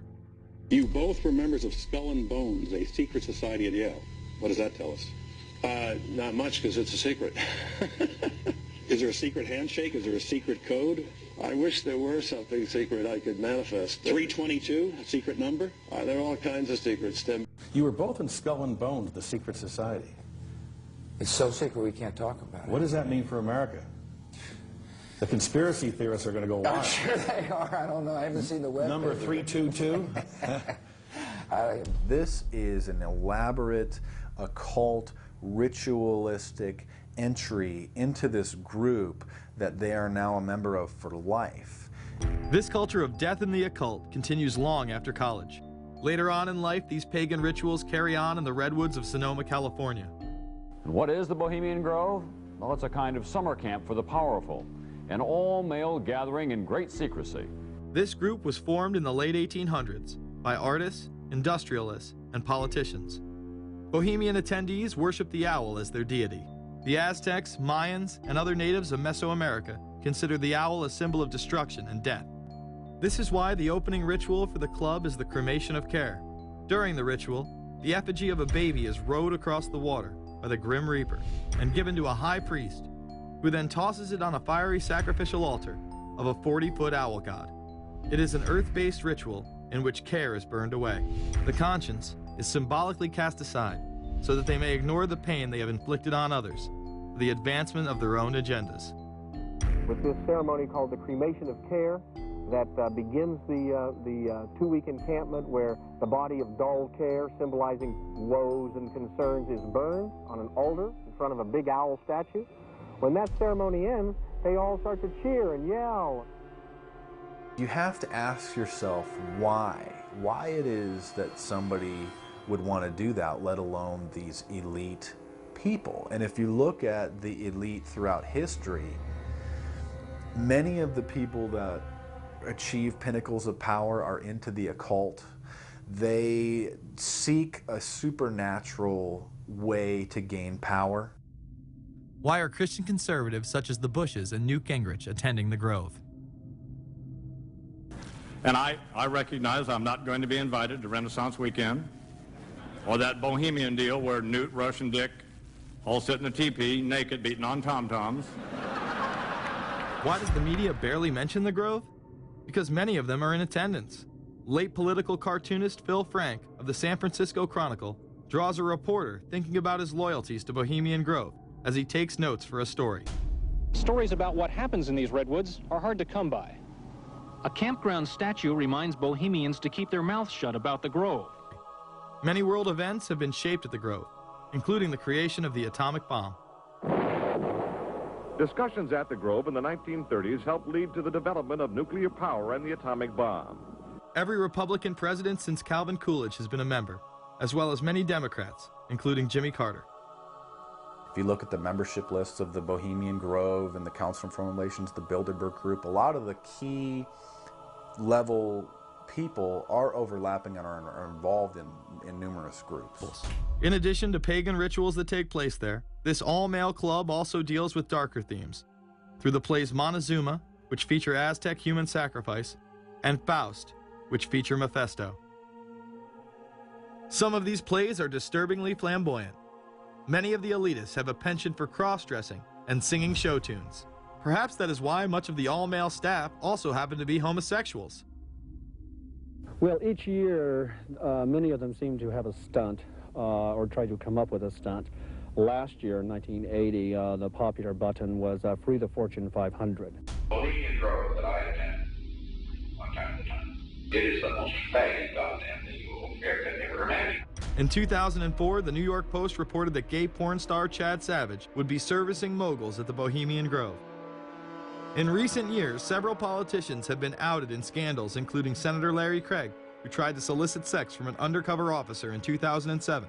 Even more shocking, it was revealed in 2004 that right-wing blogger James Guckert, who had unprecedented access to the White House during the Iraq War, was actually Jeff Gannon, a madam and male prostitute for MilitaryStuds.com. During his 2 years writing for GOP USA and Talon News, Gannon officially made over 200 appearances at the White House. Oddly enough, over 24 of these visits would take place when there were no scheduled briefings. He failed to check in or out with the Secret Service on many other occasions, coming and going as he pleased.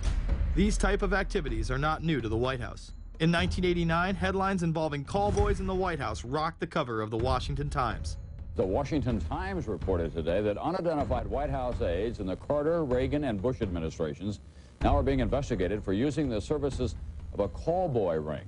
The paper reports that 2 of the male prostitutes were given a late-night tour of the White House last year. Hundreds of credit card receipts obtained by the Washington Times confirm that its clients were key officials of the Reagan and Bush administrations, military officers, congressional aides, and U.S. and foreign businessmen with close social ties to Washington's political elite. This ring extended beyond the White House and into Congressman Barney Frank's bedroom. Barney Frank, one of 2 openly homosexual members of Congress, acknowledged having used a male prostitute, whom he then hired as a personal employee. The man had keys to Frank's basement apartment on Capitol Hill. Frank paid him approximately $20,000 out of his own pocket to be his housekeeper and driver. But as first reported in today's Washington Times, the man was on probation for sex crimes and a drug conviction, and he ran a prostitution business out of Frank's home. Although Frank tried to claim ignorance, Stephen Goby, the prostitute in question, claimed that Frank was completely aware of what was going on and was even receiving free and discounted sexual services. The fix seemed to be in. Frank was threatening members of Congress to remain silent prior to being exposed in this sex ring. Massachusetts Democrat Barney Frank, a homosexual, threatened to expose fellow congressmen he knew to be gay unless they stopped spreading rumors. Questions stopped and Frank walked away with a slap on the wrist. Some members of the Ethics Committee were disgusted. Do we tolerate, do we condone a member of this body who knowingly permits a house of prostitution to be operated out of his residence? You have just heard one of the most edited, selective garbage that has ever been put forth, in my opinion, in this House. Again, we see people of the highest levels of power involved in the most repulsive and decadent of crimes. They couldn't care less about the code of conduct that's taught in all major religions about treating others the way that you want to be treated. And then they masquerade, they put this false front on that they're like everybody else, because your average person wants to do right, believes in some sort of a karma, believes in some sort of a divine justice in the universe.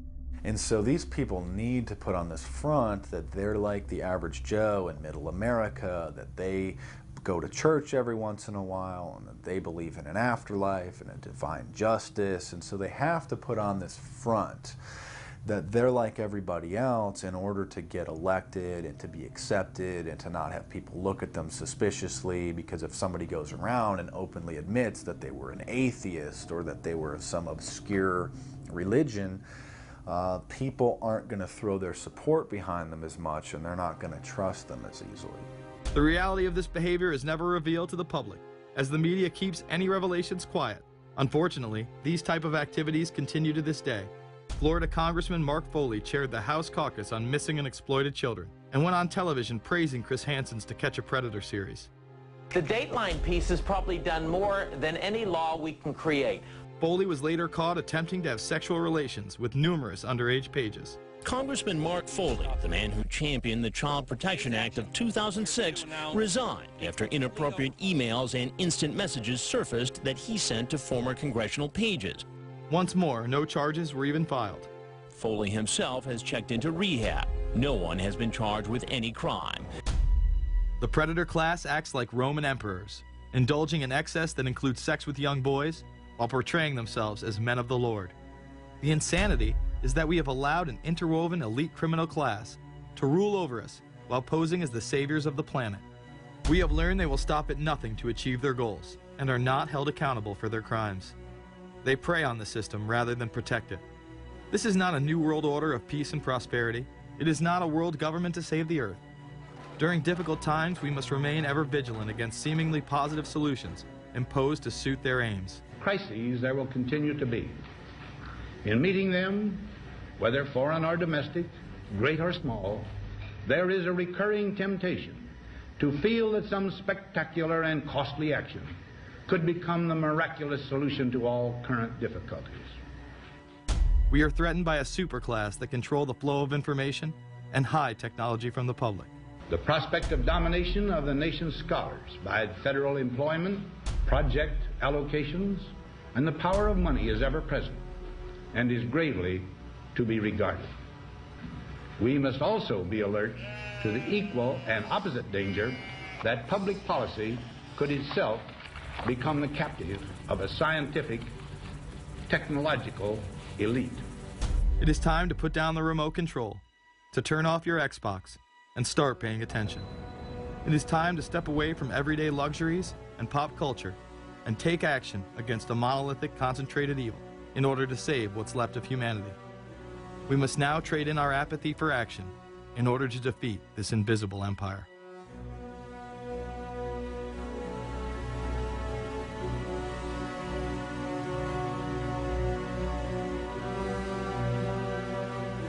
How set up are we to deal with this New World Order? I think we're going to hear a lot about that today. Let's take the New World Order. It's an interesting phrase. I've been thinking a little bit about the structure of the world, right? The New World Order, as everybody says. The peace could yield to the pernicious New World Order. The New World Order. The New World Order. The New World Order. The New World Order. This New World Order. Stay fixed on your goal of imposing the New World Order. We kept talking about a New World Order. A New World Order. That's what we need now. A new world order with swing. One war and one victory doth not a new world order make. Conservatives used to believe in the United States of America rather than the United States of the New World Order. The ambition to create a new world order. Whose world order is this? And of course what he called it was the New World Order. Respect for a new world order. We can see a new world coming into view, et cetera, et cetera. That's the core of the New World Order that we want to try to build. It's the sole superpower, New World Order. New World Order. A new world order. To a new world order of peace. Let's say a new world order, for want of a better term. Entities of the new world order. The whole concept of New World Order is something else. It really says that the state is God. The state will play a bigger role in the economy. New order. What Wilson wanted was a new world order, not just a new world order. In order to compete in the New World Order. Compete in this new world order. This is the third leg of the New World Order. We had the World Bank, we had the IMF, and now we had the World Trade Organization. The rigid New World Order. This hoped-for New World Order. Constructing a new world order. In the New World Order of the 21st century. The new world order we're going to put in place In this New World Order. In this new world order. The patriots in this country are not going to see their rights diminished in order to create a new world order. That President Bush has described as a new world order, which we all share that same desire. A new world order is surely in the making here. Are we ready for the new world order? It's a timely and often controversial question. You don't hear a politician speak the way you do in America. It's about the future of Europe and a new world order. Mr. President, thank you so much, and I hope to have you again, and I hope to see you again.